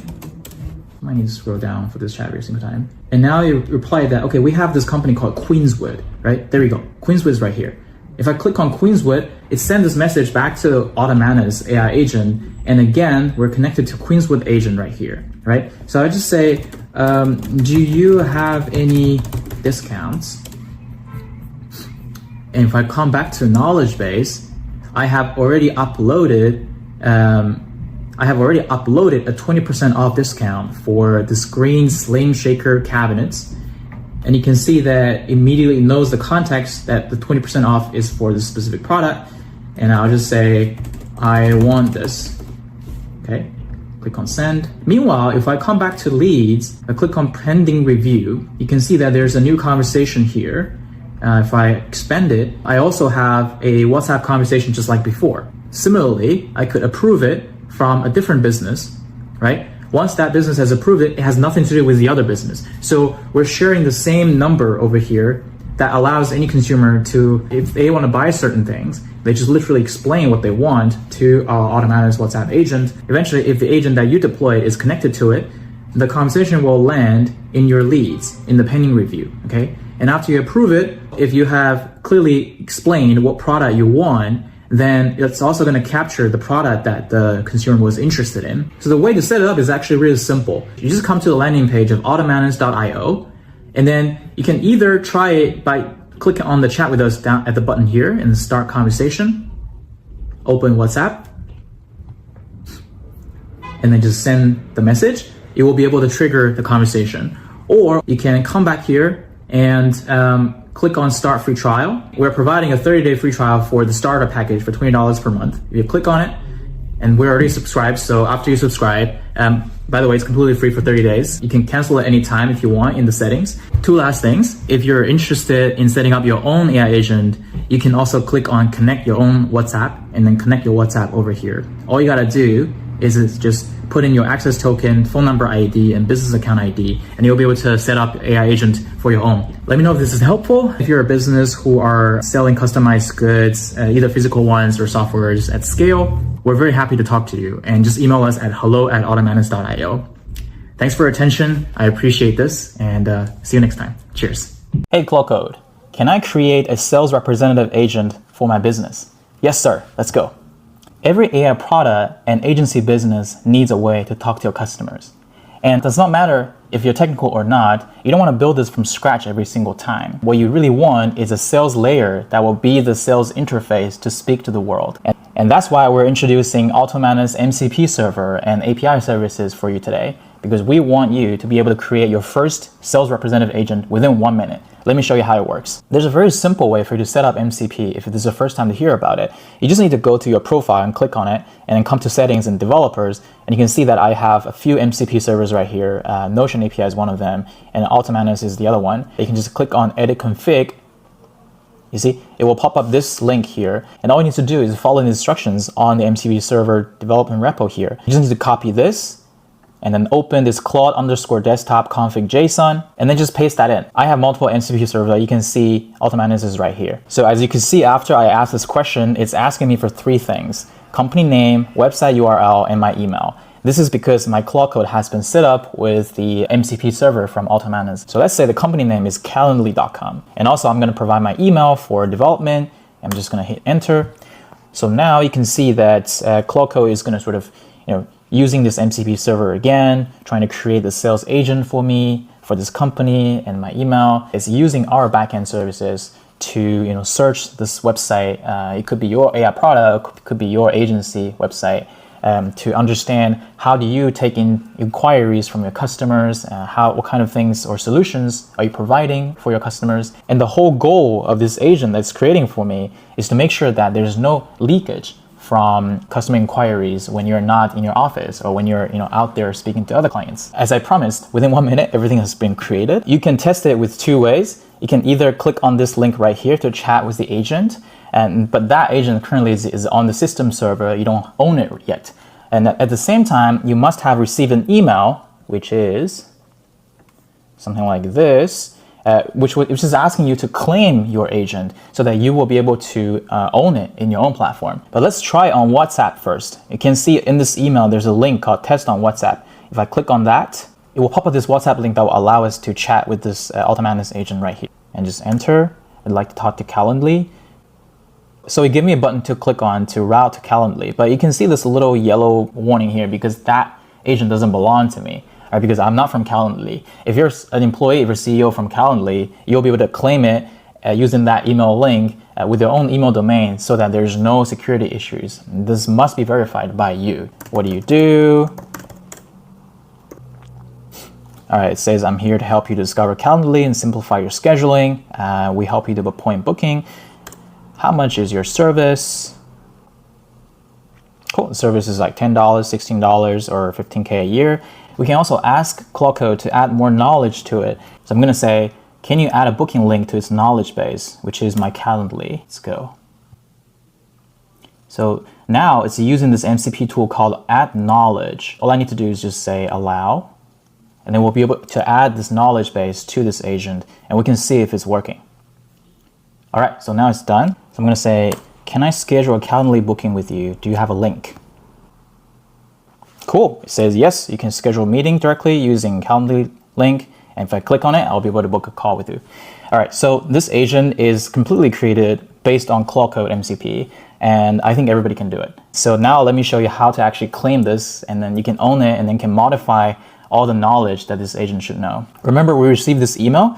There's a link called Claim Your Agent. Let's just click on that.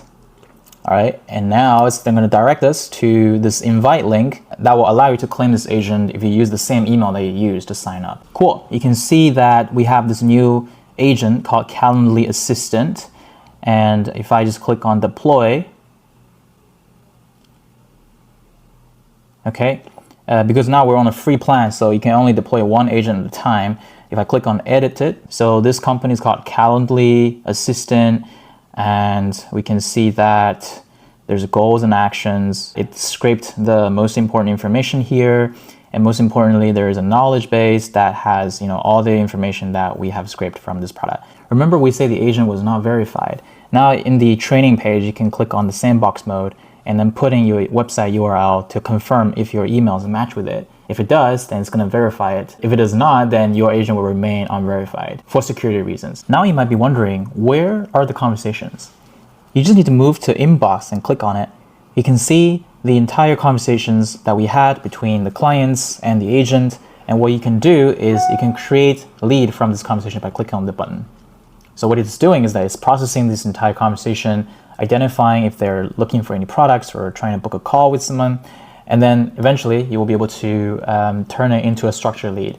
Imagine it could do this in batches, right? If you have like 700, 800 inbounds of inquiries over a month, then you might be leaking some potential customers by not replying to them promptly. With this product, you'll just be able to handle it without much of a concern, okay? So now it's almost done. Okay, you can click on create view lead. You can see Leads Hub for the entire conversation. In the to-do, you can see that the customer was trying to book a call with us. If you cross it out, you can see this customer is potentially a enterprise customization client, so you capture that the value is about 15K. So this was a quick demo of how you would use Claude Code MCP to build an agent for your business or for your product immediately. If you are a developer, you might not only want to use MCP, but you want to perhaps set it up using APIs. Maybe you're building a SaaS product or an agency product that require a lot of back and forth conversations. And while you're building the website or updating your product in Cursor, in Lovable, in Claude Code, you might want to just have access to the API. All right, we also have that ready for you. You just need to come to Settings and API Access, and you will be able to create a new key here. Let's just say test key. That will expire in 30 days. Create the key, copy the key, click done, and then all you need to do is just use this curl. Let's just try it with a real terminal. I'm just going to copy this in and create this company, and now this API is going to create this agent for us. It says it's successful, and in this case, it should just be directly in your agent hub, because you're using the API keys. Okay, there we go. You have this entire agent here using the API. You don't even have to claim it, you just need to sign in first and then create the API key to use the API key to call the API. We're also able to allow you to create a web chat. So if you come to AI agent web chat, you can say, let's say Calendly, and then we can say create a widget, choose a different color, right? Put it at the bottom right of your screen. And then you can just test it right here. It's just like, hey, what is your service cost? Okay, same thing. You can also click on a WhatsApp to chat with the WhatsApp agent. So, this is the entire process of how you would use MCP server or APIs to create a sales representative agent for your business, for AI product, without much pain. And if you're curious about this, I would really appreciate it if you can come to our GitHub server and check out this documentation. And if you really like this product or you just want to support me, give us a star or fork our repo and download our MCP server on here. Everybody will get 100 free credits, meaning 100 free AI generated responses for your clients. And I would love to hear any feedback and happy to chat more. Oh, also like this video, subscribe if you can. And we have our Discord server down below in the link. Happy to discuss more in our channel on Discord. Thank you so much, and have a great day. Hey everyone, this is Sean. So today we're going to go through probably the biggest buzzwords in AI agent system recently: agent harness, loop engineering, LLM ops, which stands for large language models operations, eval, which stands for evaluation system for AI agents.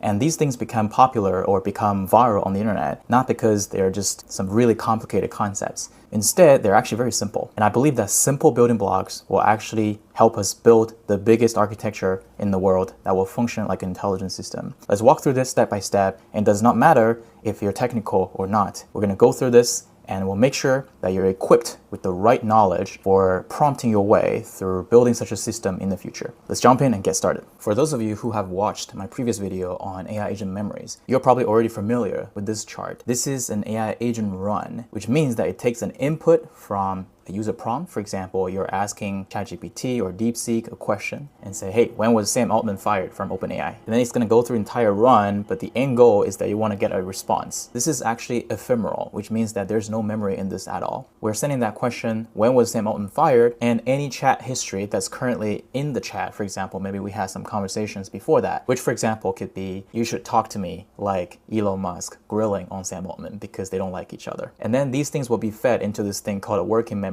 or a context RAM. In this video, we probably won't dive too much in depth into the memory system because there's a previous video talking about it already, but I'll just quickly go through it and then we'll introduce the concept of what a harness means. When you have this kind of short-term working memory, there will be an LLM or a large language model which performs as a question and answer agent, and at the end you're going to get a reply. But the problem with a simple agent run was simply just the question, current chat history, and system prompt is that the memory is very short term. But when you run an AI agent system, sometimes we need extra memories. For example, how should the agent respond to the person? A procedural memory is exactly that. It basically tells the agent how to act and what are some of the instructions for the skill. We might also want the agent to know some durable facts about this context. For example, I might want to compare my own early stage startup journey with Sam Altman's early startup journey. We need this agent to have a memory of who I am, which in this context would be a durable facts or a semantic memory. Who Sean is, what did he build in the past? These kind of things became a fact that you want your agent to know, but they're not publicly available if you're not famous because the AI model won't be trained on such information yet. But if you're famous already, you can skip this. They already know who you are. And another thing we need is called episodic memory, and they include things like the past events or past chat history that does not exist in this current conversation. For example, I might suddenly be wondering, when was the last time I was preparing for a job application? And can we retrieve that information and match, if we can get a job in ChatGPT? So these things will be retrieved from this thing called an episodic memory, which is basically a time series of the previous conversations or previous triggers that happen if you have a more complex system. So for those of you who have watched my previous memory agent system design, you might be wondering, Sean, why are you repeating all of these things? And that is because if you think about the entire thing that we just covered in the past few minutes, we're really stating the one fact that a large language model can't do these things by itself. It's like a really powerful brain that knows everything about humanity, everything about science, anything that happened in human or biology history. But it does not know you. With you or the software who's running this AI agent system, a large language model has no clue with how you want it to perform. This is why the concept called harness becomes really important in this. What harness means literally is that it's a set of harness tools that you use to control a horse when you're doing a horse riding. Imagine this large language model is a horse, right? This horse is very powerful, they can run around, but if you don't have a good set of tools to ride this horse, you could just get hurt, you might go anywhere, you might go somewhere random. If you're in a war, you don't want that to happen. And that's why we're doing all of these to make sure we have good control over this large language model and make sure we're utilizing it at its maximum potential. That's why in addition to just the question or use a prompt and getting the reply, and we're feeding them all in as a working memory, which can be enhanced by these three memories we just talked about. And in order for these three memories to actually work, there's a bit more details and they're all included in harness. Remember, harness means we're building this agent framework to control this large language model so that it works the way we want. For those of you who study statistics or machine learning, you would understand that a large language model is actually predicting the probability of the next word that it should spit out. When everything comes with probability, there's randomness in it. But when we solve problems, we sometimes don't want too much randomness. So that's why we need to have a good control over this technology. Now let's continue to finish this harness. There are lots of tools on the market that's already quite useful. For example, you could try tools like LangGraph, LangChain, or Pydantic, and there are many others. In this video, we won't dive too much in depth into that, and we're gonna finish building up this harness before we move on to the next topic. So again, for this agent to work properly, we need this memory system to work, but this memory system needs an update system because memory doesn't just exist or pop up from nowhere. You need to constantly update it. That's why we need a database to store all these memories so that when the agent is running in this agent run, it knows where to retrieve these memories. So whenever you see an icon like this is a database, okay? Procedural memory is basically, remember, it's about instructions, right? It's about how the agent should be acting. It's like with a harness on the horse, you want the horse to ride faster or slower. Normally, these are just files or text, and that's why you probably heard of this buzzword called skills. Skill is basically a piece of text in a markdown file that you feed into AI agent like Claude Code. But if you want to harness the system well, just having files and text is not enough. And they're stored in databases, say like AWS, Supabase, Google Cloud, Azure, all these kind of places. Or you can set up your own server at home if you want, but that's just too expensive. You don't want to do that. And in order for this harness to work properly, you also need to figure out how to store the memories, okay? So for example, the episodic memory is the time series of the events that happen or the previous chat history again. The way we store it is actually very simple. You just track every single thing that happened, and then it's gonna become like a very long list of things that happen in history with timestamps. Durable facts is a different story. You can either input it yourself or you want the system to sort of automatically evolve over time. And the way for it to evolve is that you want to consolidate some of the conversations into these semantic memory. If I'm running a D2C brand e-commerce company, perhaps my customers have talked to my customer service agents for a million times about how do I get reimbursed if this product does not work. You want to consolidate these conversations and distill them as a fact into the semantic memory. And that's why here we have a little gate here. If your brand has 1 million people purchasing products from it, let's say you're Alibaba or Amazon, it just doesn't make sense and it's very expensive. So from a harness perspective, you want to be smart about this and you want the system to be automatic. And in a simple way, it's probably like maybe consolidate these time-ordered events after every, say, 2,000 conversations because you have 1 million customers. And then you can feed these things into a summarizer agent, which is another large language model harness. You can define the system prompt in this one. You can probably feed it with some memories too. You can configure different models. Maybe it could be a cheaper model because you're feeding too much text into it. So the context window is too big, and probably these are very expensive. So you can use cheaper open source models if you want to. Having such a mechanism allows you to consistently update this memory system.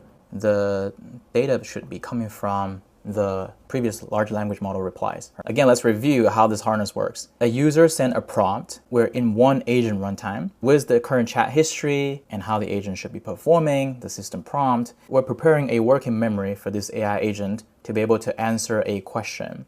And after every single time it answered a question, it will send these messages to this database. And then this database is basically feeding back to this working memory every single time when a question is checking for relevant context. And at the same time, because this database is too big, sometimes you want to consolidate them into some summarized information or distilled facts so that they're stored properly in a semantic memory so that the retrieval of such memories is just faster. I know we talked about retrieval a lot, and that's just another buzzword called RAG, which is Retrieval Augmented Generations. I also have a few videos explaining what RAGs are. Feel free to watch them. There's a little bit of difference between how we retrieve from semantic memory and episodic memory. For semantic memory, it's just RAGs because these are just facts and text or files, right? But then for episodic memory, remember this is a time series. Let's say we're still in this e-commerce store, right? The user question could be like, what were the previous 10 conversations that we had with this specific customer from the US? And then you might just need a SQL query to query something that's pretty recent from this episodic memory. But if your question is like, what were my previous 20 conversations that have customer complaints on the quality of the products and our agent did not successfully resolve? With such a question, you not only need a SQL query, which is just capturing the dated events in a data table, you also want to do some semantic search. And that's why here RAG is important because it's checking for relevant information for you. You don't want the entire 2,000 messages. You want that 20 messages out of these 2,000 that are exactly relevant to what you want. And because these complaints are in text, we need to do some retrieval augmented generation to match the semantic meanings between text and the user prompt so that you're fetching the right context for the working memory. By now, this is probably a fast walkthrough of the memory system again, but we're just thinking about it from a harness perspective in this video. And remember, for harness, we're training this horse of LLM to run autonomously without having too much randomness, okay? There's another piece of it that's quite important, which is the agent might not only just read the memory, it might also do some tasks or call some tools. When an agent calls tools, it might not necessarily be just one-time call. It could be multiple times of calls. For instance, let's say this AI agent has a bunch of agentic tools such as help me schedule a meeting, help me read or write my customer relationship data from the CRM system, or help me fetch the payment information, say from Stripe or Alipay. And here's something we should be careful about. If we give this horse or this LLM technology full power,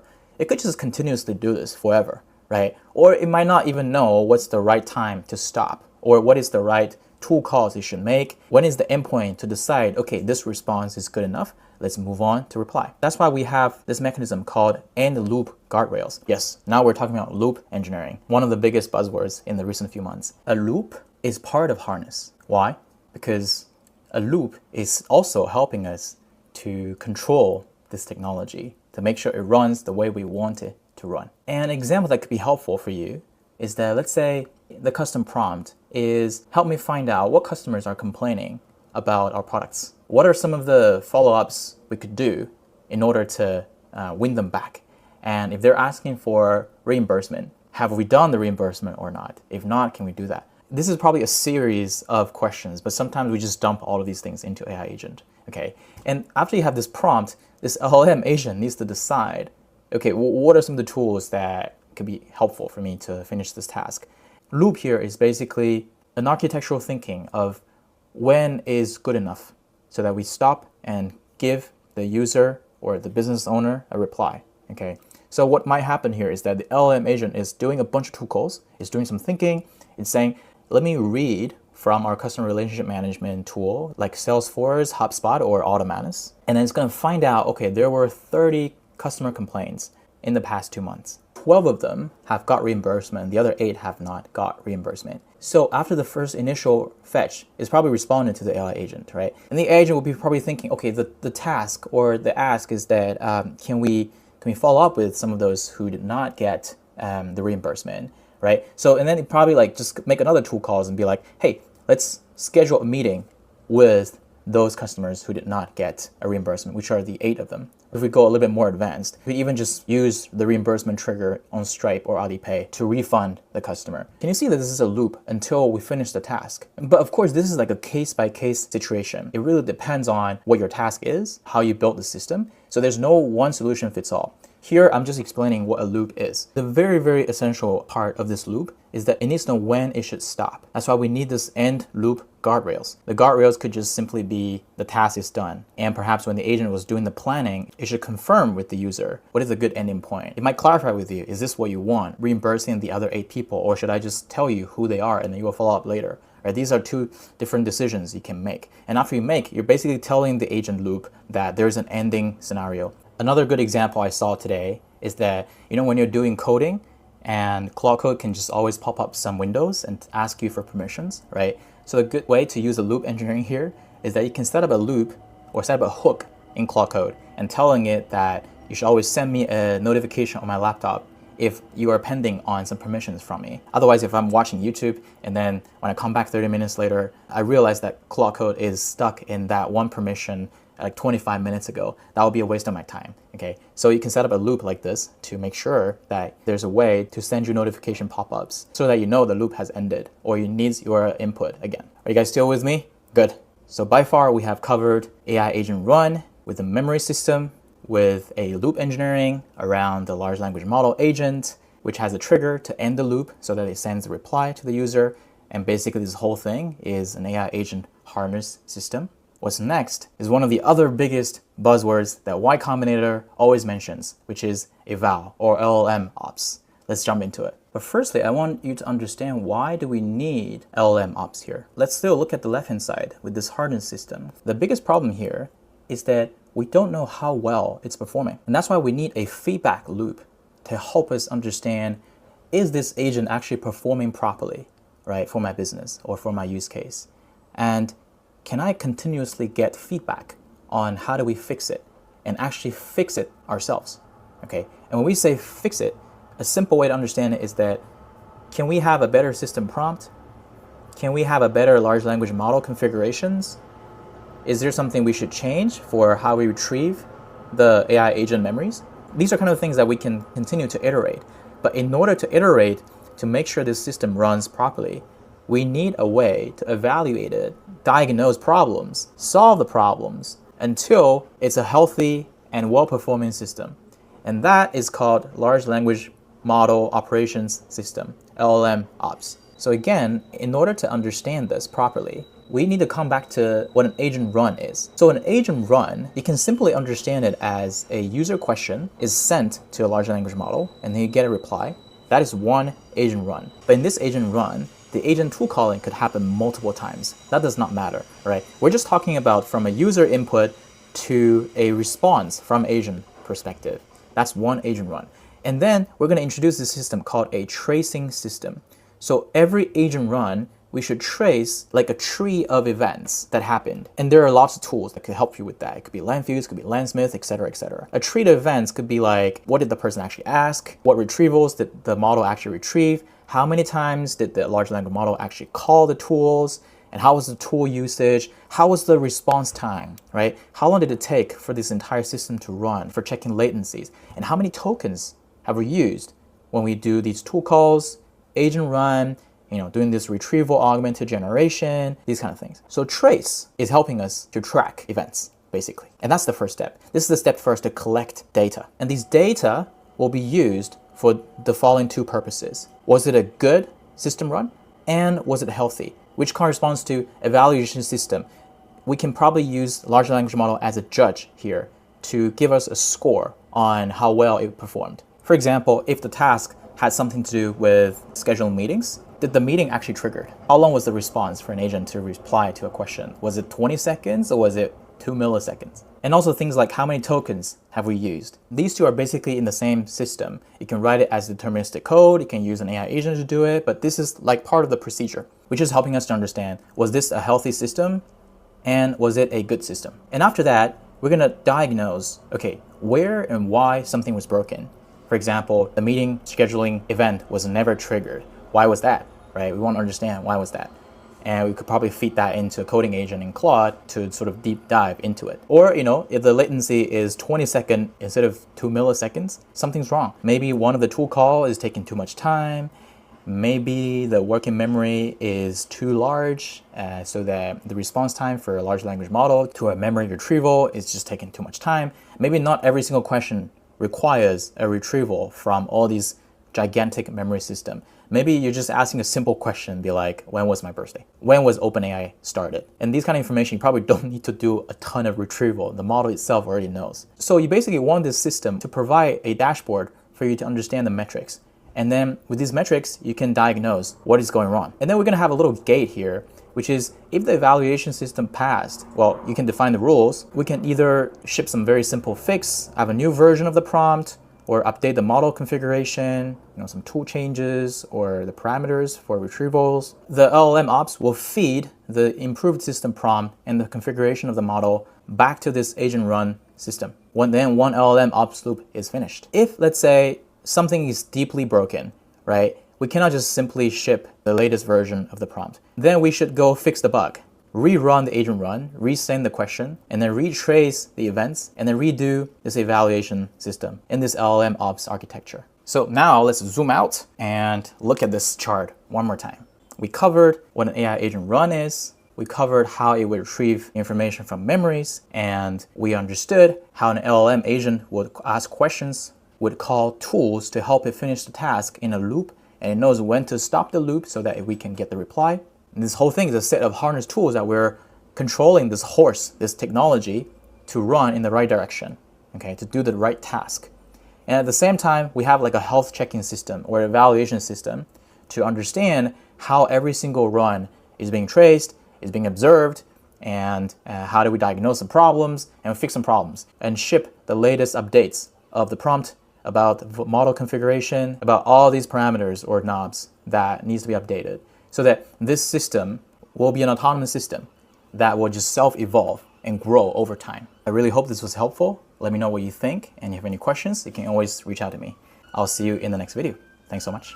Hi everyone, this is Sean. So today we're going to walk through Hermes Agent Harness and its loop engineering system. This is one of the most popular harness agent system right now, and it's an open source project. If you check their GitHub, they've got more than 200,000 stars in a very short period of time. So it's basically a self-improving AI agent built by this research lab called Neuro Research, and it's a built-in learning loop. It creates its own skills from experience instead of you telling the AI, like Claude Code, to make skills. And then it also improves over time when you keep using it because it persistently stores knowledge in your local machine, like your MacBook. But anyways, this is all the buzzwords. We're going to jump into this Hermes agent system design like usual. We're going to test it as well using their desktop app. Just give you a quick example. It's like a Claude Code, right? You can see that it was thinking and then it answered me in like a Pikachu style. It said, Pikapi, just hang out in my directory because it's literally a bot living in my local machine files. What we're building, fixing today, Pika Pika. And also you can interact with it on WhatsApp and then just say, good morning. It's a little bit slow. I'm using a Gemini 3.1 model for this. It took like a good 5 seconds. And now it's basically just using WhatsApp as the gateway to receive information from my WhatsApp account. So I can just text it and then ask it to do things for me and say, Pikapi, good morning. You probably realized that I've changed its personality a little bit and there are more interesting things I can show you. For those who have watched my previous agent harness, loop engineering, and memory system, you might realize that this chart is somewhat similar. This is what the previous chart looks like. And now if we look at harness for Hermes agent again, I added a a bit more information, especially the difference between the Hermes harness versus a generic harness system. I marked the differences in red, but we're going to walk through this step by step. Also, I prepared some testing examples to cover harness, memory, skills, loop, gateway, and LLM ops or eval, because a lot of people were asking me if I could implement some real examples. So here we are. Without further ado, let's jump right in. Okay, so firstly, let's look at the foundation of Hermes Harness Agent. It's a harness that runs on your local machine. You can use either local command lines, Docker, SSH, or a virtual VPS. There are two main ways to interact with Hermes Agent. One is using your favorite communication apps, and in my case, I used WhatsApp. Or you can just use their desktop app with the Hermes Agent. So you can come to Hermes official website, hermes-agent.newresearch.com, and just click on download for Mac OS. Or you can click on Windows over here to use the command line to install it. Essentially, it's still a chatbot, just like Claude Code. And you ask the question to either the communication app or the desktop version. It's very similar to OpenClaw, where you can use WhatsApp to control it. So after users send the prompt user prompt with the current chat history and the system prompt will be fed into a working memory. And then this LLM agent is basically the Hermes agent that will be answering your question. And it will be using a loop engineering over here to call up some tools that are only on Hermes. And eventually, after it finishes the task, it's going to end the loop and then send the user a reply. Just literally sending a question throughout this entire ephemeral agent run and then get the user reply. Just like my Hermes was greeting me like a Pikachu. And by the way, how did this happen? Right? I'll show you right now. So the system prompt for Hermes is interesting. It's called soul.md. I really like how they name it. It says soul. If you come to the right hand side, you can see there's a little file bar and this is your local files. And you can go find out there's a .hermes folder. And we open that. And if we scroll down, you will see there's a file called soul.md. Double click on that. And you can edit this yourself, right? But since I've already edited it, after you edit anything, you can just click on save. I basically say you talk like Pikachu. Every reply starts and ends with Pika, Pika, Pika P. If you're excited, say Pika P with the lightning. If you're sad, say quiet Pika. I'm pretty sure you can do something similar in Claude Code for this. In Claude Code, something similar will be in Customize, General, and you can see there's an instruction for Claude. You can tell Claude to do certain things and not to do certain things. It's basically the system prompt used across the entire agent harness. If you didn't watch my previous video on harness and loop engineering, harness is basically a set of tools that allows you to control over this really powerful horse, which is the LLM itself. In our case, the LLM we're using is Gemini because I've got the Google credits. I don't want to burn my Anthropic credits, but feel free to use the Anthropic. This is the agent of the horse. And the harness is this entire thing. So it's like a horse harness that you ride on and you make sure that the horse is not going anywhere random and it's using the tools accordingly to move in the right direction. Harness is a very vague concept. Just don't fantasize it. It's nothing complicated. It's just a buzzword. Then we're going to continue to build up this harness right here for Hermes.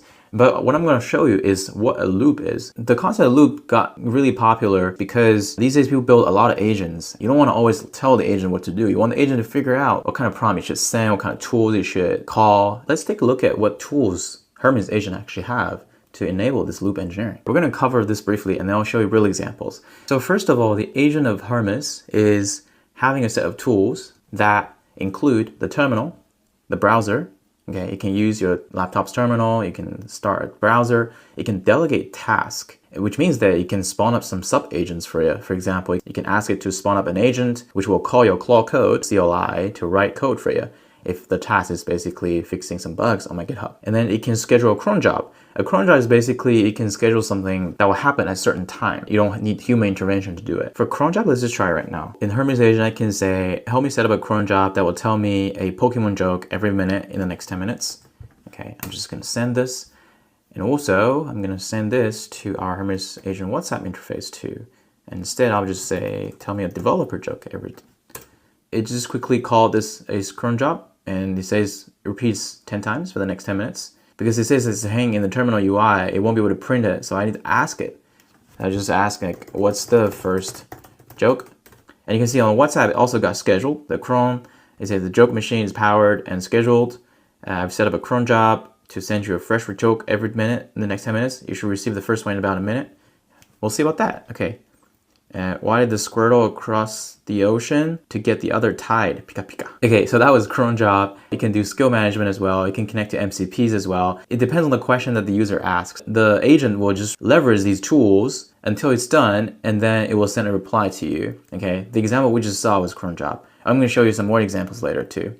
Let's test a few harness and loop examples. The first one is use a terminal tool to find out what OS version I'm on and read the last 10 lines of my shell history. Let's do that. Let's start a new session.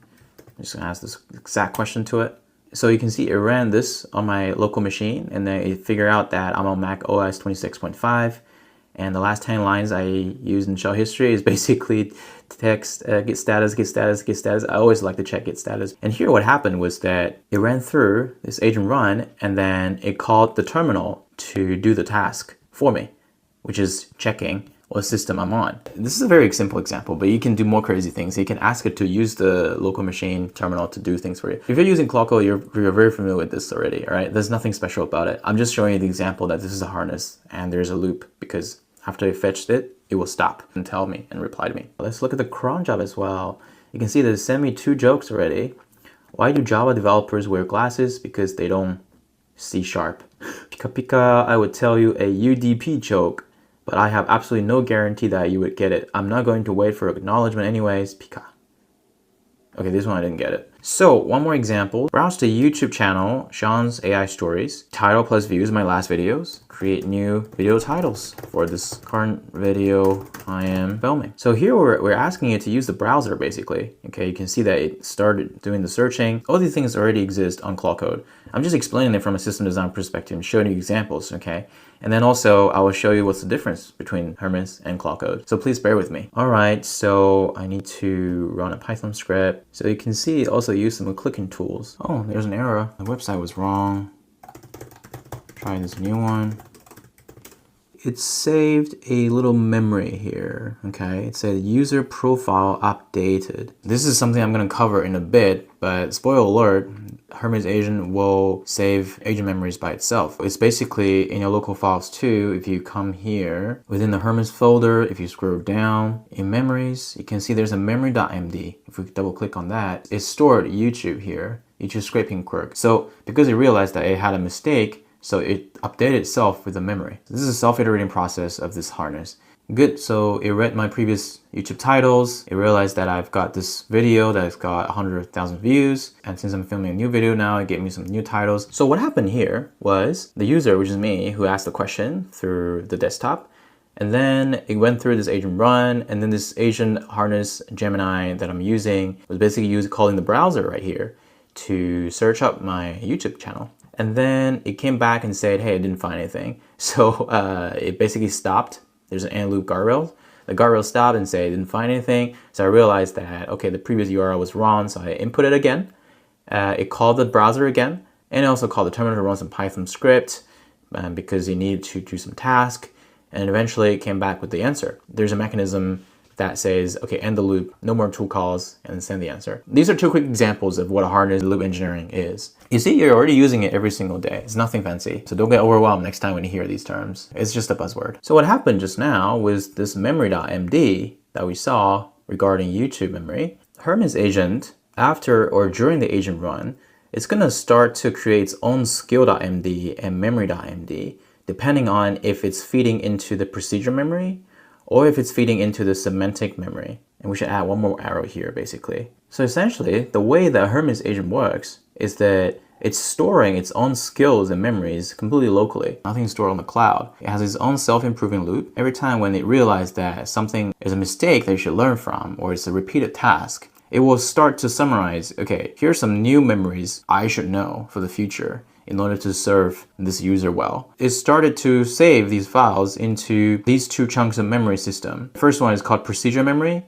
It's basically how you act, how the horse agent should be acting. And then it's usually saved in this directory called Hermes skills, skill.md. Hermes skills and any of these, okay? Autonomous AI agent, Clockcode. There's a skill for how Hermes will use Clockcode here. So it will basically delegate any coding to Clockcode CLI, shows exactly how you should do it, like install Claude, run it, and do the authentication and all these kind of things. And then what we just saw earlier was memories. The memory.md is saving the semantic memory, which are some durable facts or things related to the user profile. So if the user has a habit or has some important facts or information you should remember, then it will be saved in the memory.md. And what's interesting is that for Hermes, instead of doing the embeddings, it's actually just using plain text. Okay, it's using the Topk keyword instead of doing the embedding or the RAG system. It's very interesting because I'm not too sure why, but it's just doing text. So remember that we say the agent run is ephemeral. Now that with working memory to be fed into the agent for all the loop engineering, which includes procedure memory, semantic memory, and later we'll cover episodic memory, this will become a more complete memory system that will feed into the agent runs, which is making the harness more elegant. And the third pillar that we haven't covered is called episodic memory. It's basically the chat history or some dated events. It can be racked or SQL'd into the working memory. After every agent run, the information will flow into the episodic memory. What's different in Hermes is that the data is not saved in the cloud. It's saved in this place called state.db. Again, let's come back here. On the right-hand side bar, if we again open Hermes folder, scroll down, you can see at the end there's a state.db. And I can click on preview anyway. This is basically a database that will include all those info in your chat history. But also over time, it will start to consolidate some of those chats using the Hermes auxiliary models, which are cheaper, non-important models, to do this summarization task so that it will distill some facts into what we call the semantic memory or the memory.md. So you can see this harness is running really in a self-improving autonomous situation, which is really cool. I know this chart is getting more complicated than usual, but I feel like this should be a complete summary for how the Hermes agent works. And let's go through a few more examples. Let's test out some of the stuff for memories. Save to memory, that my favorite testing framework is PyTest. So this is an explicit saving, right? It updated the memory file. So if we go to memory, you can see one more block, which is user's favorite testing framework is PyTest. That was an explicit ask from the gateway. The tool is basically, let's go update the memory over here. Search our past sessions. What was the very first thing I ever say to you? Now it's using the searching tool in the loop engineering iteration. Say the first thing I say is, what can you do, Hermes? And what makes you special? Let's double check that. That's right. And it failed because I couldn't log in at that time. So what happened was I asked a question through the interface. It went through the prompt, and in the working memory, because we asked that, so it queried the information from episodic memory from state.db. It returned the memory into the agent. The agent was like, oh, okay, this is what you said. Let's try an example related to skills, which is procedural memory. So we're going to say, create a skill called video prep that captures how I format my video scripts, spoken English, define jargon inline, no M dashes, closes with you can build anything, you can learn anything. This is an explicit call to update the skills. It used the skill management tool. Remember, in the loop engineering, there's a tool called skill management, and this is what it did. And say, Pikapi, I have successfully created a video prep skill. Let's find out about it. Again, Hermes, skills, media, video prep. Double click. It created this skill for me. It says no M dashes, spoken English, define jargon inline, catchphrase, you can build anything, you can learn anything. Good. So we can test the loop a little bit more. So we can say use delegate task to spawn two sub-agents. One is researching the LM eval harness, another one researching VLM architecture. The agent was calling the tool called delegate task and successfully spawned two background agents. So you can see it's processing right now over here. They're working in parallel. Cool. Eventually return the results to me. So you can see that it spawned up some sub-agents to do tasks for me in parallel. We've already tried the cron job, and the next one is spawn sub-agent that uses Claude CLI. This is my favorite. So this is my favorite. Spawn a sub-agent that uses the Claude CLI in headless mode, basically using Claude to build a Python script, fetching the top 5 Hacker News stories to Markdown and verify it runs. Yep, it firstly delegated the task to Claude CLI. It's using the skill, you can see. Remember we read the skill here in Autonomous AI Agent Claude. It should be reading the skill. Is this helpful? Let me know if this is helpful. I mean, I was trying to show you more examples in the walkthrough so that it feels more concrete because a lot of people were asking me for implementations from my previous videos. And I feel like Hermes is a really good example. Okay, it created this code for me and it used the Claude. I created the fetch hackernews.py. I just say, show me the result after running the script. Yep, so these are the top 5 Hacker News stories on Hacker News. Let's come check, it's correct. Remember what happened was that we sent the question from the gateway, it went through the agent run, and the LLM basically called up the tool called delegate task. Delegate task delegated the task to sub-agent, and the sub-agent was running in Claude Code, and Claude Code wrote that script and sent it back. And then this agent ran the script again, and then we get the results. This was the harness and the loop engineering in this entire thing. I don't think it's self-triggered self-learning skills yet. It only triggered learning the memory. I'm just gonna ask it explicitly. Did you save any skills by yourself, or did you only save memory so far? Oh yeah, but we created that. But we created that skill. You did not self-realize you need to save skill. You should proactively offer to save a skill after a difficult iterative task with 5 or more tool calls. So far, we haven't done anything difficult. So we can test the gateway. I can summarize what we worked on today. This Chrome job failed. It didn't tell me 10 jokes. It only told me 2. What were the rest of the jokes? Don't lie to me, because maybe you just created it. Anyways, Hermes team, if you're watching this, your cron job is not updating it unless I ask for the results. So maybe this is something you guys can fix. All right, let's move on and summarize what we worked on today. Because in this current chat, it doesn't know the rest of the stuff here. So let's see if it's calling the actual, remember we say statedb, memory.md, and skills.md. Good, it actually knows, okay? It says jokes on demand, system check on the OS version, which is what we did. YouTube stats, yes, we did that. Hacker News. Okay, good. WhatsApp here is just a gateway as an interface. It's doing the same thing as the Hermes agent desktop. This is very cool. This is similar to OpenClaw, but still every time when I feel I can just have a personal assistant handy on my WhatsApp, this is really cool. And imagine if I host this on a virtual machine and it runs forever. I can just basically ask WhatsApp what's going on, and it's gonna reply to me. Oh, I completely forgot. You should set up WhatsApp by typing in Hermes WhatsApp and then just follow the instructions to set it up. Should be straightforward. Last but not least, where is eval? Right? Where is our LLM ops? Remember in our original chart, we had this blue box on the right-hand side called LLM ops. So unfortunately on Hermes, based on my current research, I don't think it has an LLM ops or an eval system.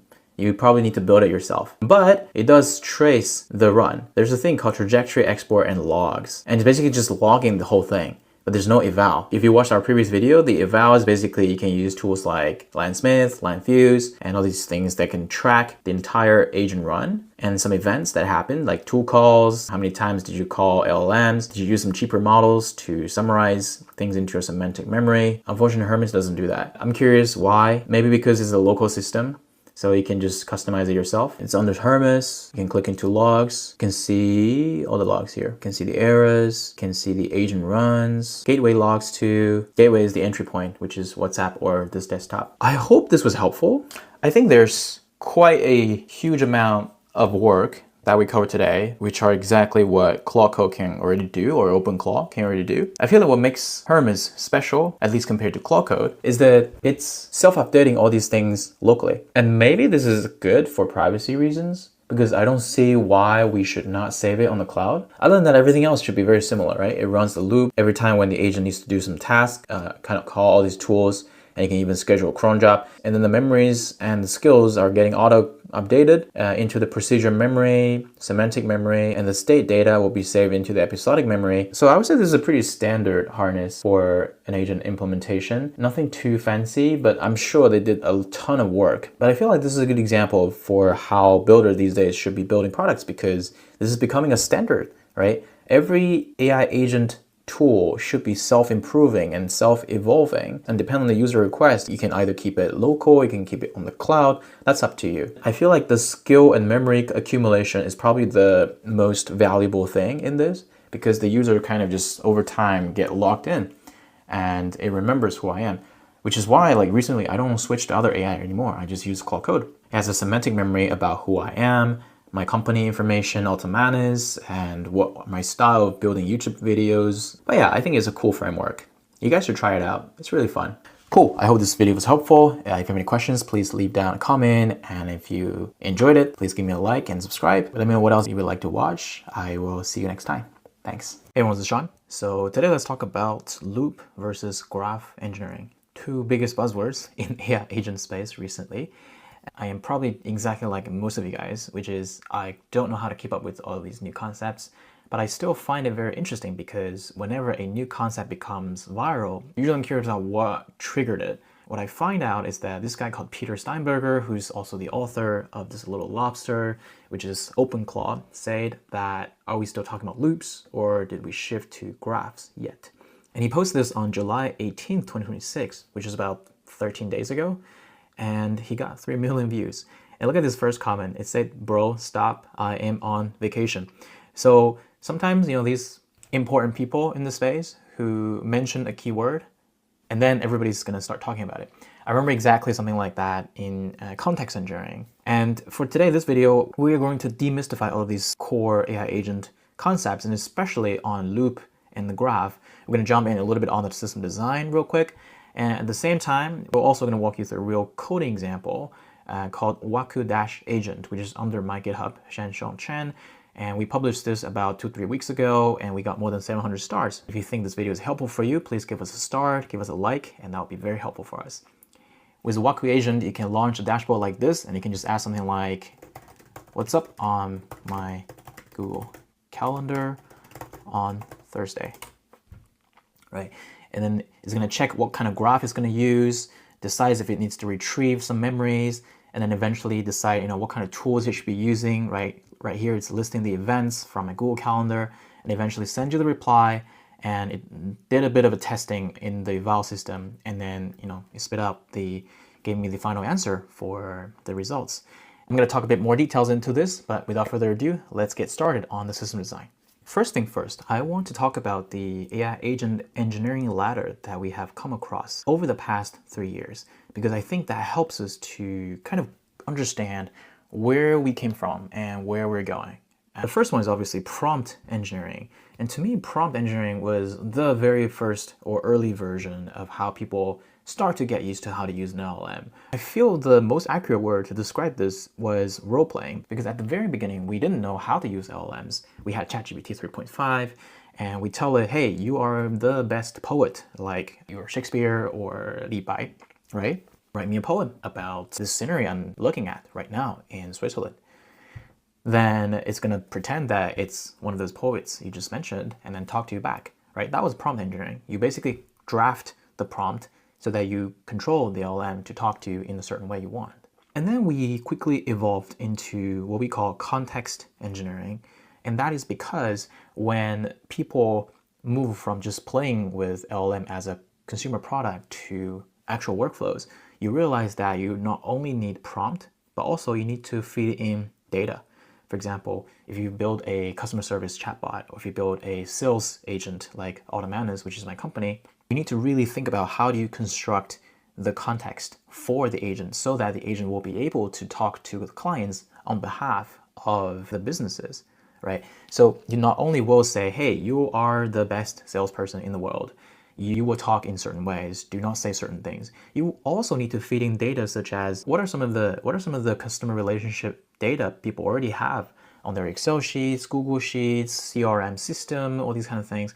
And you need to really put them together and make sure that the agent can accurately be fed with the right information. So we moved from prompt to context very quickly to fix that problem.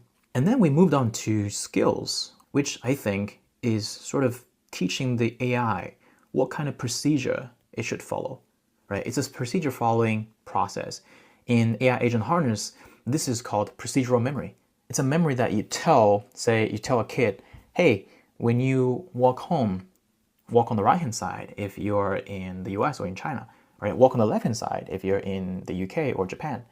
That is a procedural memory that you want a person or you want an LLM to remember, and there's no extra data. It's just fact that it should be doing when a certain situation happens. Okay, so why do we need skills? It's because that if you provide a lot of context to the AI, sometimes it can be a little repetitive.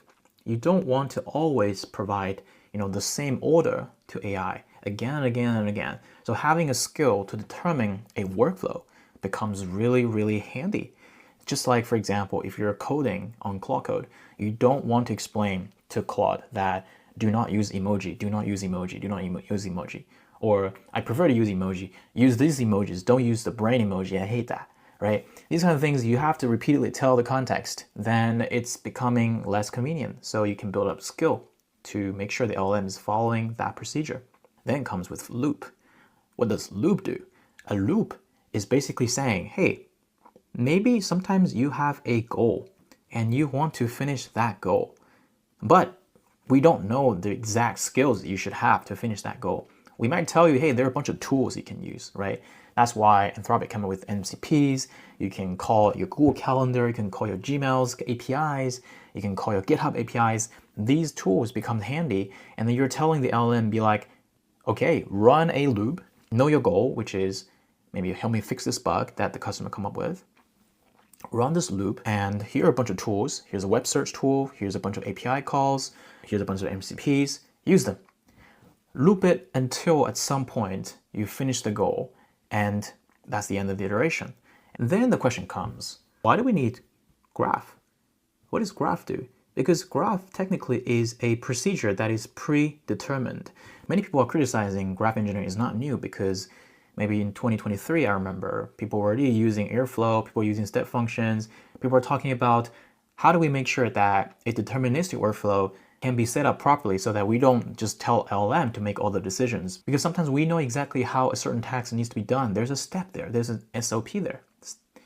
So to me, it kind of feels like, okay, we moved from skills, which is strict procedure following, to loops, which is, hey, agents, go figure it out yourself. To eventually we realize that, hey, we need a mixture of both. That, in my opinion, is graph. Okay. Technically, sometimes you should write the skill first. Okay. How do you cross the road? On what side do you walk in the pavement, depending on which country you're in? And how do you respond to a client? How do you respond to me when I'm coding with a coding agent, right? And then you should turn that into a graph. If you see that there's a lot of repetition in the workflows, especially if you're building a workflow for a corporate, right? If you're working in e-commerce, maybe you see exactly how your customer service should be answering questions related to logistics, to a refund, to check-in samples. You realize that you can really consolidate this into a graph when the workflow stops changing. Perhaps there's still part of the workflow that you need to use a loop, where the loop is basically doing this explorative work out there, right? It's probably doing a bunch of research for you. I think deep research is one of the early examples of a loop engineering workflow here, where you just say, hey, go crazy, just go search the internet, I want a report. These kind of work are less standardized, or it doesn't have an SOP in it. It's just about, I want more information, or I have a certain goal. Use the tools available to you to figure it out for me. It's quite different from graph, because sometimes we know exactly what tools they should be using to finalize a task for me. Okay guys, that was a conceptual walkthrough of this AI agent engineering ladder. Now let's take a look at what a loop and a graph look like. What a loop does is that it discovers what to do next. So maybe this is you, and you ask a question to an LLM, and the LLM is basically saying, hey, do I need to use any tools? If yes, choose a tool, run it, and check if it finished the task, come back to the LLM, and then loop it again and again and again. Until at some point, LLM is like, hey, we don't need a tool anymore. Let's reply to the user. Examples here could be like, you are trying to fix a bug on a pull request on GitHub. You basically ask Claude Code or Codex and be like, fix this bug, tell me when it's fixed. And it's gonna go ahead and then use a bunch of tools like web search, GitHub CLI, checking your Supabase, checking your AWS, checking your Google Cloud, all this kind of stuff. And then at the end saying, okay, we're done. Okay, and the bug is fixed because of ABCD. That is a loop. A graph, on the other hand, is somewhat similar, but it's not exactly the same. So you might have a standardized process every day and be like, oh, I want to understand how many people submitted pull requests overnight, and who are these guys who submitted some tasks. Can we take a look at them and tell me if things are fixed or not? And maybe at the same time, I want to understand, what are some of the latest news out there on AI agents, and maybe we want to do some web search as well. Maybe we want to run some, Git commands at the same time. We know exactly how it works, okay? And then you probably want this to be done in parallel. So you ask a question, and then it's going to check out the GitHub to check out the pull request. It's going to search the website for you to do some explorative analysis. And it's probably also going to check your calendar, plus the memories stored locally or on the cloud. And then it's going to synthesize these information and tell us, hey, is there anything else to do? If not, end this and reply. If yes, please explain. What kind of things do you still need to do? Okay, you see the difference here? So sometimes you can have some loops here. Okay, maybe having an agent loop to search the web, or have an agent loop to fix the bugs on GitHub is part of this graph. Okay, so you can see graph is basically saying, okay, I know exactly what you should be checking. Maybe they're in parallel, maybe they're happening in sequences. Do it the way I want. And once you finish, synthesize it and tell me the answer. Are you guys still with me? Let's check a real example first. Come back here. Let's come to Waku Agent dashboard. The way you set it up, by the way, is come to this website, github.com/shenshonchen/waku-agent. You can either click on code and copy this, and then type into your terminal and say git clone and paste that in and hit enter, which is this way, and you can just copy this and paste in your terminal. Or recently we released a new package in Python called Waku-agent. All you need to do is copy this, pip install the Waku agent into your terminal, set out your environmental keys, and then you can launch a dashboard. Copy this, paste this in. Because I'm already using port 777, so let's use 778 as an example. Paste that in. You can see this is it, okay? Since I already set it up, I'll come back to this localhost 7777. So what you're seeing right here is an entire AI agent harness starting from the gateway, which can be the chat of here, or you can use some other channels such as Discord, Telegram, WhatsApp, stuff like that. And then it's going to check out the retrieval gate to see if we need any procedural memory, which is skills, as we mentioned, or semantic memory or episodic memory, which are durable facts or the dated events that happened in your local memories. Okay, and then it's going to run through an agent loop using LLM agents and calling the tools, and eventually give you the reply, during which the LLM ops is going to trace the data, test it, and then release it, the new version of the prompt, and feed back to the harness. But this is the entire harness, okay? And loop engineering is happening here in this little loop. A graph workflow is basically, after this gateway, you can predefine some of the process in between here. So we have a new tab called graph. We currently have two graphs here. One is called triage, another one is called gather. For triage graph, what it does is that it's saying, okay, start point, and then it's going to classify if it requires some agent calls. And then at the same time, it might just check out my calendar and see what's going on, okay? And I can just be like, what's up today? All right, you can see it triggered this triage first, right? It checked the Google Calendar for me. And also at the same time, it was checking, if we need to have some, need to do some serious agent calls here. And it eventually decided that, okay, it's going to use some tools. So they use the list events, read the Apple Calendar for me. So you just saw a very simple graph kind of call already, okay? So what it did was that it checked, as I mentioned, if it needs some serious agent calls. And in parallel, at the same time, it was already checking my calendar because I was asking what's up today. And then after that, I use this loop to call the tools like list events, read Apple Calendar, and all these kind of stuff, and then give me the reply, okay? But what if I need to test something else? So here in this local agent harness, what I recently updated is that you can very clearly mention the workflow you built. In the graph, we have gather. So you can clearly say /gather and then say, tell me what's up with Waku agent and any new PRs, any competitive projects. Let's see what happens.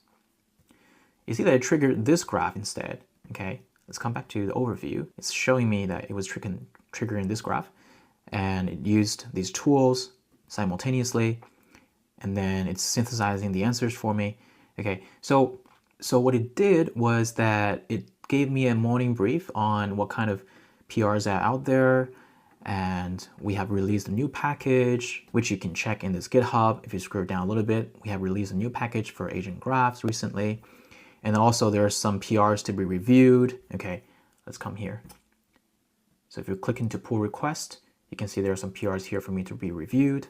And for the web search, you can see that it researched about Harrison Chase published your harness, your memory, and your own videos in harness eval R ranking. Okay, it was doing the competitive research for me as well. All right, so you might be wondering, how did this work? If we come back to the tab for graph, you can see that we clearly defined two different use cases of graph. One is triage, another one is gather, and they have very specific ways of running the agents. And they both use loops, because when it does the web search, it needs to search for the information and come back to me, right? When it does the check calendar, it's going to check the calendar until it find out what's going on in my calendar and then come back to me. Okay, these things are all kind of intertwined in this agent harness system. So if we come back to the system design, there's something interesting I wanted to show you, which is how exactly did the workflow finish from the beginning to the end from a time usage and parallel processing perspective. For the loop, an agent loop, for example, web search, is going to decide what it's going to do first, right? It's going to check out my GitHub, calling tools one by one, right? Maybe after the first call, the agent decided, okay, we need to do one more call, and then it called it again. And then it checked the calendar, and then it synthesized the information for me. But in the graph example, which is this workflow for gathering information, it used multiple tools in parallel because we already told it you need these 4 tools, right? Maybe each one of them spent different amount of time. And it did the GitHub first, and the web search did the most amount of time. Calendar check and memory retrieval did the least amount of time because it's instant, or maybe because you did not need any memory retrieval at all. And then it's going to synthesize the information because it's got a lot of context at the same time. So you cannot say graph engineering is replacing loop engineering because they're coexisting. And you cannot say loop engineering or graph engineering is better than the other one because we need them in different use cases. A loop is something you need when the model decides what to call one step at a time. A graph is something like when you know the shape and you just want them to move together. Okay, it really depends on the situations you're building for. In your local files, we have a Waku folder, and then we have a graph folder. And within the graph folder, we have defined the graph engines, which is literally a graph. And you're going to add nodes, which in our case could be web search tools, could be agent calls, could be MCPs, anything, right? And then you're also defining edges, which is, okay, where do we go after using one tool, right? After the web search, do we go synthesizing or do we go somewhere else, right? Graph, we also defined nodes, which is basically saying what kind of things can be a node, right? Tool calls, LLM calls, agent calls, router, these kind of things. And then under this graph folder, we also have another folder called workflows. You can see we have triage here, right? Remember, triage was the chart we showed you, which is it's going to classify if it needs to use some complex models to do agent calls, or is it doing some calendar checking at the same time. These two things are happening in parallel at the same time. And the close is actually very simple. You define these functionalities to make sure that the triage graph is working properly with this predefined workflows, right? You add node when you need to add one more tools. You add edges by defining the initial prompt from start can go to either classify or check calendar at the same time. If we check out the gather tool as well, remember it's a similar thing as our previous chart. You can scan the GitHub, website, check calendar, memory, okay? GitHub, website, calendar, memory. These are all the nodes. And after that, you synthesize it, and then you decide if we should return the answer. Obviously, we're doing the same thing. We're building the graph here, right? We're adding these nodes, and we are adding those edges too. I hope this is easy to understand. And you can feel free to add more .py files here to make this graph workflows even larger. And in that case, I would love to work with you, and then you can feel free to contribute to this repo and be one of our contributors and submit your own workflows. Because once you submit your own workflows and it's approved, it will be available here. If I type in /graphs, it's going to tell me that it has gather, it has triage, and triage is the router. It's basically going to read the local files of these workflows from graphs, and people can use it.